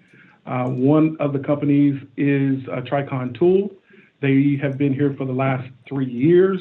That MOU is coming to an end actually this year, but they have been on our campus supporting work-based learning with our manufacturing and engineering students. The owner, Dean Delamar, also supported our teachers in the classroom with support in training as far as business and industry is concerned. We also have another business that's on our campus, First Bank. They support our business pathway and our marketing and finance pathway. So they're actually on our campus. We will be, this will actually be their first upcoming semester being with us. We will actually run all of our finances through this bank as they are on our campus. So all we have to do is really walk to the other side of the building to make our deposits and handle all of our financial business with our bank here on campus. One of the things that we really try to do is set our pathways up to be self-sufficient. And a good example of that is our graphic design pathway. They do a lot of screen printing for the district, a lot of any of the graphics that's done for some of the elementary schools, home schools, high schools. They do those graphics for those particular schools. So real proud of that. A lot of the shirts and graphics that you see hanging in the schools in our school district is actually done through our graphics department. And we do charge a small fee to get that work done, which goes back into the program to help sustain the program and kind of build it out a little bit more than what the district can provide for us. So very excited about that. We're focusing on the manufacturing pipeline, our mechatronics program. We are aligning our mechatronics program with the need of our school, with our community and our school district.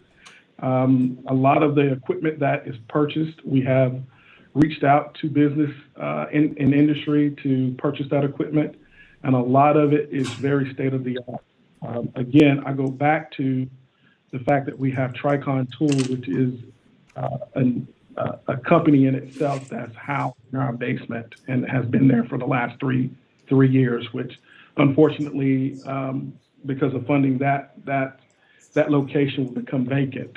Again, if we can find some grants, that'll be great to help that type partnership continue. They'll still be a partner, just not on our campus. So those are a few good things that we think makes the Academy for Advanced Studies unique and things we're proud of. All right, thank you very much, Mr. Blackwell. Are there any questions? Okay, anyone online, any questions? Hearing none, we make a recommendation that we move this to the consent agenda without objection. All right, Ms. Taylor, item number 2, the Bartow County College and Career Academy. Bartow County College and Career Academy is seeking a renewal of its charter contract. The Bartow County Board of Education approved the College and Career Academy's charter petition on April 17, 2023.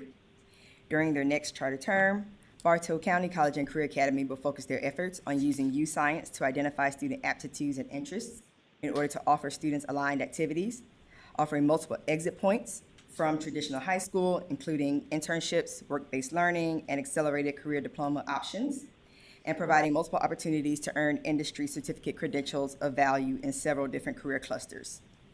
Bartow County College and Career Academy completed its Technical College System of Georgia external review and certification process in February of 2023. And if approved, the Academy's new contract would begin July 1st, 2023 and expire on June 30th, 2028. We have online virtually Mr. Greg Doss, CEO, and the team of Bartow County College and Career Academy. I'm sorry, I didn't catch that last part. I'm sorry, with Mr. Greg Doss online. He's the CEO of Bartow County College and Career Academy. Thank you very much. Hello, Mr. Doss. How are you today? I'm doing very well. Thank you very much. And thank you for having me on this afternoon. Thank you. If you could share some brief comments relative to Bartow College Career Academy, it'd be great. Yes. One of the things that, in fact, we just have received a new award as of last Thursday. We have become the first college and career academy that is a model PLC school, which is a professional learning community. And what that means for us is we focus on three big ideas: focus on learning, collaboration, and results. And to show a prime example of that is with our credentials of value, our health science program is is the largest program we have here. And before we started this collaboration process, the end of pathway tests that they would take, we were seeing about a 15% pass rate. Once we started this collaboration process, we're now seeing an 88% pass rate on these exams. These are credentials that they can take with them. In addition to that, we also, during the day, a couple of times a year, celebrate what we call the Triple E Success Day, whether we want our students leaving here either employed, enlisted, or enrolled. And we invite community members, business leaders to come in and share those points. We provide trips out to the colleges, as well as having people come in for resources, whether it's financial, banking, telling their story about the different industries. And then we also have a Triple E Success Night where the businesses actually come to the academy and do a hiring fair. And we've had that with Textron, Voestalpine, Castellium, and some other companies that are here local to us. And with our two technical colleges, we're very tied with, close with them, Chattahoochee Tech. We have three programs, automotive, HVAC, and welding, that are now part of the accelerated career diploma. And this year we'll have more than 20 students that will be participating in that. This last year we had 10 graduate with that accelerated career diploma. So we're very excited about that. And then our latest partnership is with Georgia Highlands. We'll be starting, we're looking to become a STEM provider for the school system, where we'll be able to provide whether it's summer camps, day camps, competitions, and we're going to create a esports arena to be able to invite whether it's competition or learning opportunities within that. Fantastic. Thank you so much, Mr. Doss. Are there any questions? Thank you. All right, hearing no questions, we're going to move this to the consent agenda without objection. All right, thank you very much, Ms. Taylor. Item number 3, Effingham College and Career Academy. So Effingham College and Career Academy is seeking a renewal of its charter contract. The Effingham County Board of Education approved the College and Career Academy's charter petition on May 3rd, 2023. During their next charter term, Effingham College and Career Academy will focus their efforts on emphasizing inquiry, hands-on project-based learning, increasing and maintaining industry-certified programs, and maintaining and continuing STEM certification. Effingham College and Career Academy completed its technical college external review and certification process in February of 2023. And if approved, the Academy's new contract would begin July 1st, 2023 and expire June 30th, 2028. We have online Mr. Todd Wall, CEO of Effingham College and Career Academy. Right. Welcome, Mr. Wall. How are you today? I'm doing well, and yourself? Very well, thank you. We'd love to hear your comments regarding your program in school. Yes, sir. Thank you for this opportunity. Here in Effingham County, at our CCA, we actually offer 2 programs. One is the CTAE program, and the other is the STEM program, which we started STEM in 2016, and of course CTA in 2010. And we've recently become STEM certified through Cognia last month. So we're super excited about that. We also, our Board of Education allowed us to have a mascot. So we're the ECCA Knights.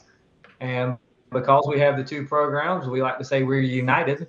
So we'll play on words there.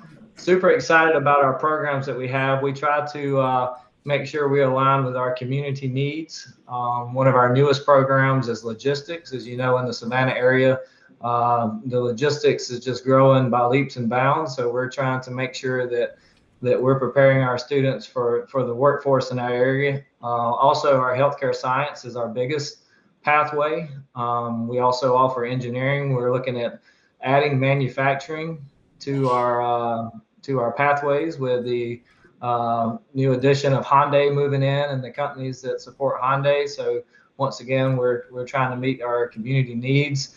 We're also looking at an ED pathway possibly with our automotive program. Our culinary program was going through industry certification this year. We also offer computer science and agriculture education. So we're super excited about the things that we have going on at Effingham College and Career Academy. Like I said, we've built many partnerships that are very supportive of the programs that we have at ECCA. And this past September, we were actually named the Governor's CCA of the Year. So we're super proud of that recognition on the state level. So that kind of sums us up. I could probably talk all day about what we do, but I know we've got to move ahead. All right, well, thank you very much for the concise summary there, and thank you for all you're doing there. Are there any questions? All right, hearing none, we'll make a recommendation that we also move this to the consent agenda without objection. All right, Ms. Taylor, number 4, please. Item number 4, Floyd County College and Career Academy is seeking a renewal of its charter contract. The Floyd County Board of Education approved the College and Career Academy's charter petition on January 25th, 2023. During their next charter term, Floyd County College and Career Academy will focus their efforts on using dual enrollment, work-based learning, end-of-pathway assessment rates, and employing non-traditional certified technical instructors. Floyd County College and Career Academy completed its Technical College System of Georgia external review and certification process in December of 2022. And if approved, Floyd County College and Career Academy's new contract would begin July 1st, 2023 and expire on June 30th, 2028. And we have on hand in person Mr. John Rodarmer, CEO, and his team. Fantastic. Thank you very much for visiting with us, Mr. Rodarmer. He's here, he's coming up. In person. In person. Yes, sir. Wonderful. You were quick. Jumped off the screen. I tried, you know. Thank y'all for having me today. I really appreciate it. I have some special guests from our CCA as well. Dual enrollment coordinator, Jeremiah Vayon, work-based learning coordinator, Holly Sutton, and then our CTAE director, Mr. Wright Edge. We're here today. Just wanted to say thank you for all the opportunities that you've given us. We're one of the first of our kind in the state of Georgia, college and career academies. We've been doing this for a while, and we're excited just to continue to share the wonderful things that we have going on. We offer over 12 career clusters, CTAE clusters throughout Floyd County schools, and we supervise those through our CCA. And obviously, we house all of our dual enrollment through the school system through our CCA as well.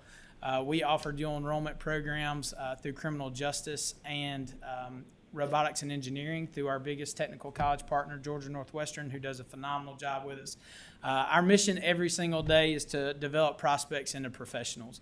The economy in Rome, Georgia is mainly based on healthcare. We have a lot of manufacturing and obviously education as well. And we strive every single day to make sure that we're helping keep up with what is going on locally so that we can provide a 21st century workforce for those individuals. That is recognized. This time last year, we were recognized as one of the first school systems in the state, and a lot of that is because of our College and Career Academy to receive the Economic Development Designation partnership, and we received that this time last year at our GACD conference. Fantastic. Yes, sir. Anybody have any questions? All right. Well, thank you very much for being here, and without objection, we'll move this to the consent agenda tomorrow. Ms. Taylor, item number 5, Golden Isles College and Career Academy. Golden Isles College and Career Academy is seeking a renewal of its charter contract. The Glenn County Board of Education approved the College and Career Academy's charter petition on March 14th, 2023. During their next charter term, Golden Isles College and Career Academy will focus their efforts on service learning projects across the curriculum, providing at least 10 career clusters and/or 15 pathways for students, supporting home high schools' implementations of capstone projects, and continuing partnerships with the local technical college to provide dual enrollment opportunities. Golden Isles College and Career Academy completed its Technical College System of Georgia external review and certification process in April of 2022. If approved, Golden Isles College and Career Academy's new contract would begin July 1st, 2023, and expire on June 30th, 2028. And we have virtually Mr. Brian Weiss, CEO of Golden Isles College and Career Academy. Fantastic. Can we get the tech team to change the screen up so we can see Mr. Weiss? Fantastic. Hello, Mr. Weiss. Thank you for joining us today. Hello there. This is Brian Weiss, CEO of the Golden Isles College Career Academy Foundation, along with Dr. Joseph Devenhart, CTAE Director and Principal at GICA. And we come to you live from the GACTE conference in Athens, and we're sitting in a bar, so we're the only Career Academy presenting from a bar today, I think. Well, you're on public display here. And, We need a brewing pathway. So, Mr. Weiss, we'd love to hear about your career academy, College and Career Academy at Golden Isles. Sure. So for this coming year, we are offering 4 new pathways. One is heavy equipment operations, dental science, workforce ready, and fire and emergency services this coming year. In addition to our other pathways, it brings us up to about 20 different pathways.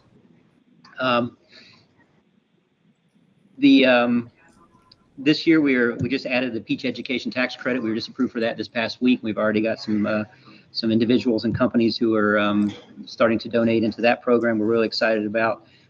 Due enrollment has increased every year, every semester over the last 5 semesters. This year we've got 5 individuals doing our Option B Accelerated Career Diploma program, which is the first time we've ever been able to offer that in both HVAC and in welding. We just turned out our first batches of CNAs. We had 20 certified nursing assistants, and we followed that up with a CNA signing ceremony, which was really well attended and well received by the community. And we also had a GICA signing day where 35 students and with 12 different employers were able to sit down and have an NBA NFL style signing ceremony where the companies came and they chose their graduates to come work for their company, and they put on hats and T-shirts to make it a really, really cool program. And in this past year, this is my first year as CEO, but we did our first ever graduate outcome survey, and we found out that CTA graduates earned 30% more than students who had not participated in a CTA program while in high school. And it's almost $8,400 difference in salaries for students who went straight into the workforce. CTAE grads earned 30% more. So we're really pleased with that. And that is it for us.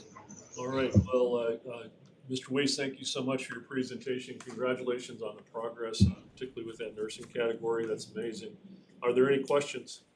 I have one. I was able to tour Golden Isles last year at the CTAE conference, and I was really impressed. So I think you do good work. Thank you. We like it. Without objection, we'll move this to the consent agenda.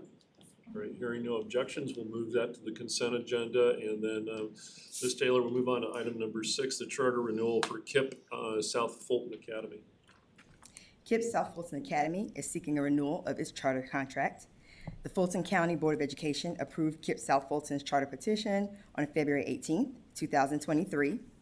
KIPP South Fulton seeks to create joyful, academically excellent schools that prepare scholars with the skills and confidence to pursue the paths they choose, college, career, and beyond, so they can lead fulfilling lives and build a more just world. KIPP South Fulton Academy will serve approximately 400 students in kindergarten through grade 8 by year 5 of its charter term, with a focus on implementing a character-based curriculum across all grades and school-wide community-based service projects for all students. The Charter Advisory Committee voted unanimously on June 9th, 2023, to recommend approval of KIPP South Fulton Academy for a 5-year term. If approved, KIPP South Fulton's new contract would begin July 1st, 2023, and expire on June 30th, 2028. We have in person from KIPP Academy, Mr. Brandon Jones, the principal, and then as well online, Mr. Jim Bostic, board member with KIPP South Fulton. Terrific. Mr. Jones, could you please come to the desk?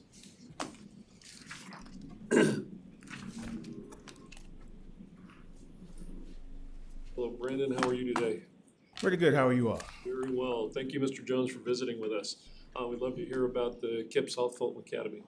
KIPP South Fulton Academy, just one correction. We're at 5 through 8.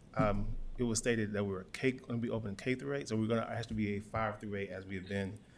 So we opened in 2003. This is our 20th year in operation. We've been a 5 through 8 all 20 of those years.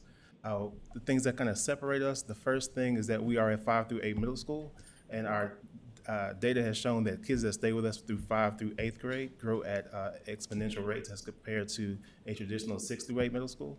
The second thing that kind of stands out for us is that we're part of the KIPP Metro Atlanta school system. So we are one of the 11 schools of KIPP Metro Atlanta, and then nationally we are one of 300 that are in KIPP Foundation. In those 20 years, we've been named a Title I School of Distinction for scoring high, as well as our milestone scores and things that are stronger than our cluster. We continue to do this by focusing on character development as well as academics. This year, for our milestone days, we improved our scores in 9 of the 11 state assessments given. So we're right back on track to getting back to that school that we have always been. I have a question.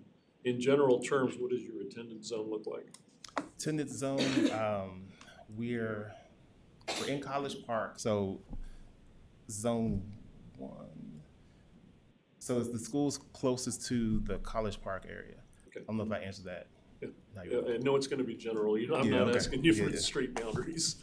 Okay. Are there any other questions? Correction on The agenda. the actual agenda item, what's the process? Ms. Taylor. Yes. There appears to be a correction that may be needed on the agenda item. Just the K through 8? Yes, the 5 through 8, thank you. Which would explain the enrollment numbers as well, around Yes. 400. My apologies, we got in August, I think, 6 other KIPP schools that are coming, so Some they of get them mixed are, up, so yep. my apologies, yes, it should be 5 through 8. Okay. Call that a minor Scribner's error. We'll get that corrected, and then without objection, can we move this to the consent agenda? All right. Thank you very much. Thank you. Ms. Taylor, we'll move on to item number 7. This is the charter school contract amendment for the International Community School. The International Community Schools, a local charter school authorized by DeKalb County Schools, is seeking an amendment of its charter contract to increase its enrollment cap from 450 students to 475 students during the 2023-24 school year. This amendment request was approved by the DeKalb County Board of Education on April 17, 2020. Fantastic. Is there anybody to present? No, it's amendment, so they don't usually. Thank you. Any questions regarding this petition? All right, hearing none, I will make a recommendation that this moves to the consent agenda. We'll move on to item number 8, the charter school contract amendment for the Main Street Academy. The Main Street Academy, a local charter school authorized by Fulton County Schools, is seeking an amendment of its charter contract to align its contract to the current local charter contract template. Fulton County Schools and the Main Street Academy submitted their request to the Georgia Department of Education, which updated the contract template. The amended version has been reviewed and approved by the Main Street Academy, Fulton County Schools, and is being submitted to the State Board for approval. The amended contract expires on June 30th, 2025. Thank you very much. Is there anybody here to present for them? No. Okay. Does anybody have any questions concerning the charter school contract amendment for the Main Street Academy? Hearing none, based on the recommendation, we can move this to the consent agenda without objection. So moved. Please, item number 9, Ms. Taylor, the Strategic Waiver School System Contract Amendment for Montgomery County Schools.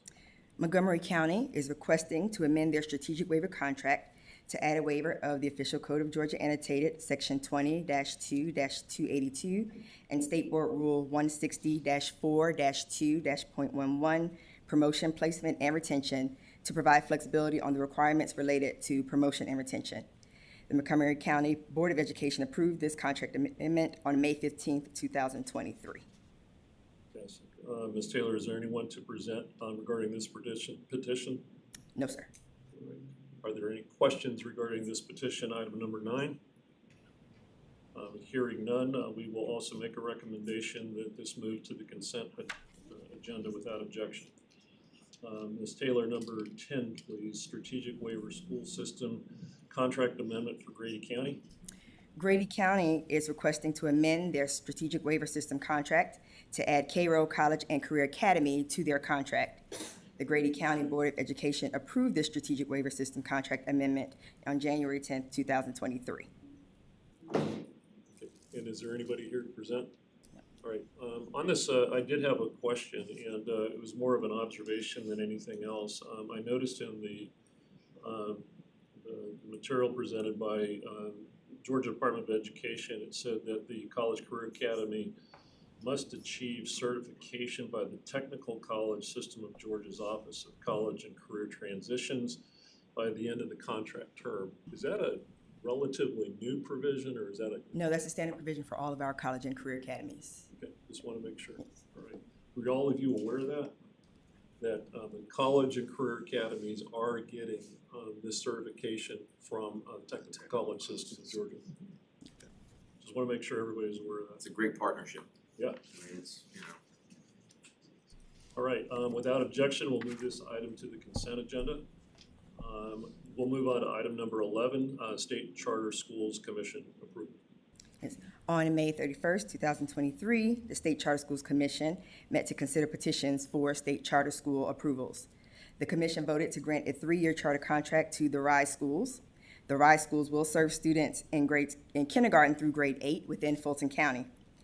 Under the Official Code of Georgia Annotated, Section 20-2-2083, the State Board may overrule the Commission's approval of new or renewed state charter schools within 60 days of the Commission's decision upon a majority vote by the State Board members. Rather than leave open for 60 days the question of whether the State Board will overrule the Commission's approval of a new or renewed state charter, the practice of the State Board since 2013 has been to formally affirm or overrule all new or renewed state charters. Great. Is there anybody here to present regarding this matter? I believe we had on hand either Ms. Morgan, yes, Morgan Feltz, who is the interim executive director, of the State Charter Schools Commission. Right. Hello, Morgan.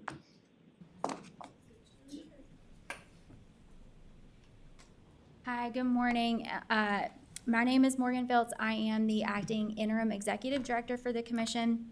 I'm happy to answer any particular questions you have involving our approval of the RISE schools. This is a transfer petition from Fulton County. They are coming to us as 2 schools. They will be combined into a single K-8 school. We evaluated this school using our standards as we might look at a renewal. And when we apply those standards in the areas of academics, operations, and finance, the school would earn a 3-year charter contract. And so that is what our board approved back in May. But again, I'm happy to answer any specific questions you all may have. Just had a quick question. This was a denial at the Fulton County level. Can you elaborate on what basis they denied renewing the charter at the local level, which required, this for it to come to the state? I'm happy to provide what was provided to us. So as part of our process, we allow for the local district to provide both written support as well as the opportunity to speak to our review panel in person. Fulton County took advantage of both of those opportunities. And if I had to categorize their denial, I believe I would say that they denied based on academic concerns, governance concerns, and financial concerns, as well as some legal compliance type things around special education. But once that was reviewed by the State Charter Commission, the concerns were allayed by the commission, correct? Yeah, so again, we respect Fulton County as a local district authorizer, and they may apply their own standards to reviewing their schools. When we apply our standards and we look at the academics, and what we are looking for is whether this option would provide students with a better opportunity than what they would otherwise receive. For the grammar school, which is the lower school, They outperformed their comparison schools, I believe, in 3 out of 4 years, which would earn them a 5-year renewal on our standards. When we look at the prep school, which is the middle grades, they outperformed in 2 out of 4 years, which would be a 3-year, which is how we got to the 3-year for the K-8. When we applied their audit, so we take information directly from the annual audit that they're required to have. When we look at that information, they also met our financial standards. And as far as the legal compliance piece, this piece is a little different because they currently do not operate as their own LEA, so we are limited in the areas that we can truly evaluate for that. However, when we reached out on some specific compliance issues, such as the special education piece, we reached out to both Fulton County and the Georgia Department of Education, and we did not receive any evidence that there are notable special education compliance issues. So those are the things that we looked at. The panel was also very much impressed with the demand for the school, the number of families enrolled as well as on the waiting list. And we also took a look at the other options in the area. The other school choice options that would be available do not have capacity to absorb these students. So those were all considerations that the panel provided with this recommendation. Great, thank you for that. So I just want to make sure I understand. This was a locally charter school, That is correct. and then it came up for renewal. It did. Local system denied it. That's correct. They made an application to the State Charter Schools Commission, Mhm. which you're approving. That is correct. In the past, with new issues, I could be wrong, but I remember seeing a lot more information on financials and how they're going to fund themselves. I don't see that. Dr. Taylor, do we usually get that on new charters? So we have, for financial information and information on charter schools for new charters, yes, you normally get that for a new charter contract. For a charter school that is transitioning to the commission, I guess we didn't provide that full sort of scope because we give you normally the commission's recommendation and the information that they provide for their recommendation. But if you have questions about that, we can get that for you.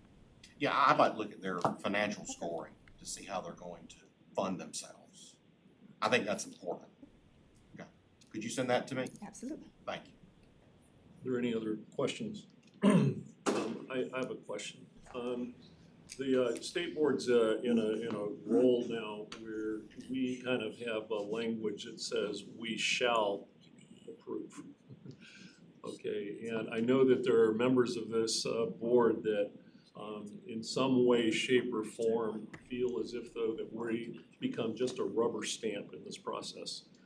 Because State Charter Schools Commission has approved this, and when it comes from you, I mean, the only thing that we're allowed to do is shall approve. When we hear about a school that I don't want to say fails, but there was questions with regard to academics in a petition. I guess the board, and I'm speaking for myself, but I think what the board would like to hear is what's going to be different, in that original petition and compared to their contract performance, and why the State Charter Schools Commission is actually granting an approval, and what has changed in the petition and what has changed in the confidence that academic performance will be improved. So I think there are two different factors at play here in terms of the transition to the commission.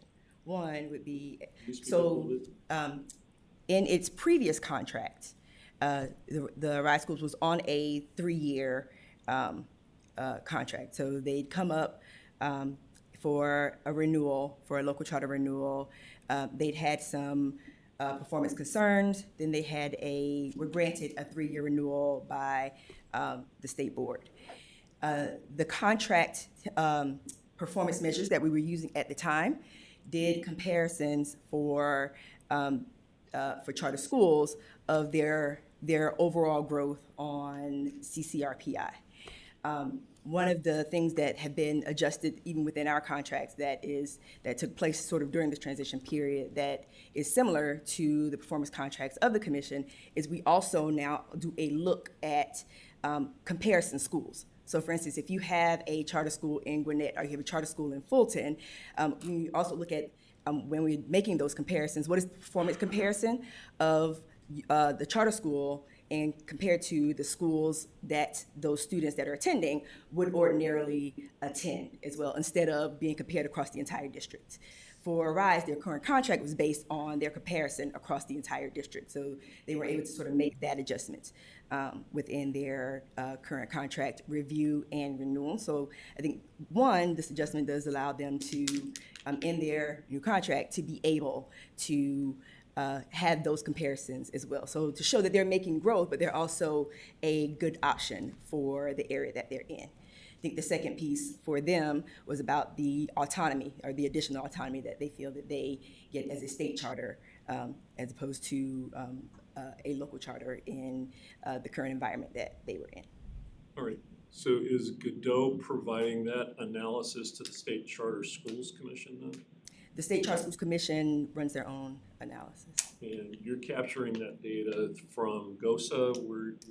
That's correct. So we have a research and evaluation division that performs analysis on our comprehensive performance framework, which is where they are looking at the comparisons that Dr. Taylor is talking about.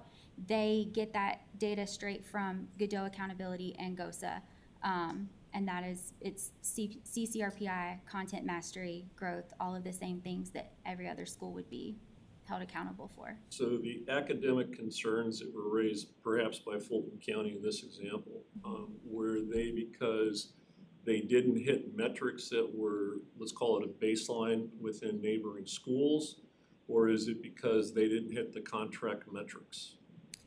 They didn't feel like they hit the metrics within their current contract, but also didn't feel like their growth, even within those metrics, additionally for the neighboring schools, was up to par for them.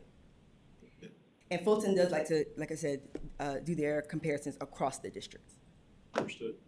Go ahead. If I may just add on, and I want to be careful, they didn't feel like they met the metrics, or they didn't make the metrics? They did not meet the metrics of their contract. Not meet Correct. the metrics. Correct. So Fulton denied them. Correct. But there was a difference between the middle school, for lack of a better term, and the lower school. The lower school met the metrics, is that what you're saying? So they met our metrics. So Okay. I think that there's a difference in standard. So again, so Fulton County is looking at their charter schools in comparison to Fulton County as a whole. And we are looking at charter schools and those students based on the schools that they would otherwise attend. So in this case, a student attending RISE would probably not attend a North Fulton County school. So we're not gonna compare it to that. Okay. And I just shared with Mr. Donaldson here too, and it's not an excuse, but COVID during this period, the contract period does play into something like this too. And pardon my interruption, I did want to add that for this school is that when we looked at the data, we did see that learning loss that the vast majority of schools experienced across Georgia. We've also seen recovery from that learning loss. So to the question of what will be different, what we hope to see in this 3-year term is that recovery continues and the school gets back to the performance that it had before COVID. All right, and I appreciate you saying that. And the reason I'm asking these questions is I think it's important for the state board to understand the decision-making tree in your process. You know, what you're sharing today about the comparability of the baseline, for example, in those schools, I think is an important thing for us to understand. Any other? It's also important to understand the funding mechanism, of course, that we've just created by adding another state charter school, where you're taking it out from partially locally funded with local dollars and state dollars down to just entirely state dollars. So that's important, that we need to make sure we're vetting them properly. Understood. Any other questions or comments? Well, too, it's just got me thinking back to when we were, with museum school and DeKalb County's metrics versus other metrics, and how was glass half empty or half full? And a lot of it depends on the eye of the beholder and what you want it to be, and different things. So, well, you know what they say about opinions. Yes, I do. You set me up for that, and I didn't fall for it. And I am tired. But yeah, so obviously there's different metrics from district to district, there can be different metrics from school to school. And again, that's something we have to Well, take. I actually think it's very fair that they're measuring based on more of the community schools they're around Mhm. versus the entire county. Yes. I think that makes more sense, because there were different parameters that they went through, especially during COVID Mhm. in that period of time too. There are. So, My office is directly across the street from Northview High School. yes. I doubt it would compare well. To those around. Great. Anything else, Mr. Rowe? Great. Any questions from anybody online? Hearing none, I make a recommendation that we move this to the consent agenda without objection. Thank you so much. Appreciate it. Thank you, Morgan. All right, Mr. Chair, that concludes the business of the District Flexibility and Charter Schools Committee. All right, very good. Thank you, Mr. Sweeney. Ms. Kennemore, it's my understanding that we do not have a need for a state schools committee business today. Is that correct? That is correct. Okay, very good. Well, I believe that concludes our committee business for the day. We will build a consent agenda tomorrow in committee of the whole at 9 o'clock, but I will entertain a motion to adjourn our committee business for the day. Motion. So moved. I've got multiple seconds. Any discussion? All in favor, please signify by saying aye. Aye. Any opposed? All right, we will adjourn and we will come back tomorrow for committee of the whole at 9 o'clock a.m. Thank you all. Have a good evening. Stay safe. Goes good.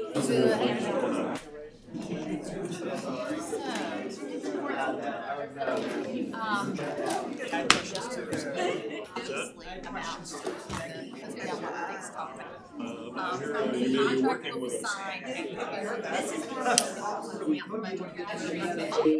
they talk, they communicate with George on a regular basis. I think I copied you on it. With George's person guy. You know what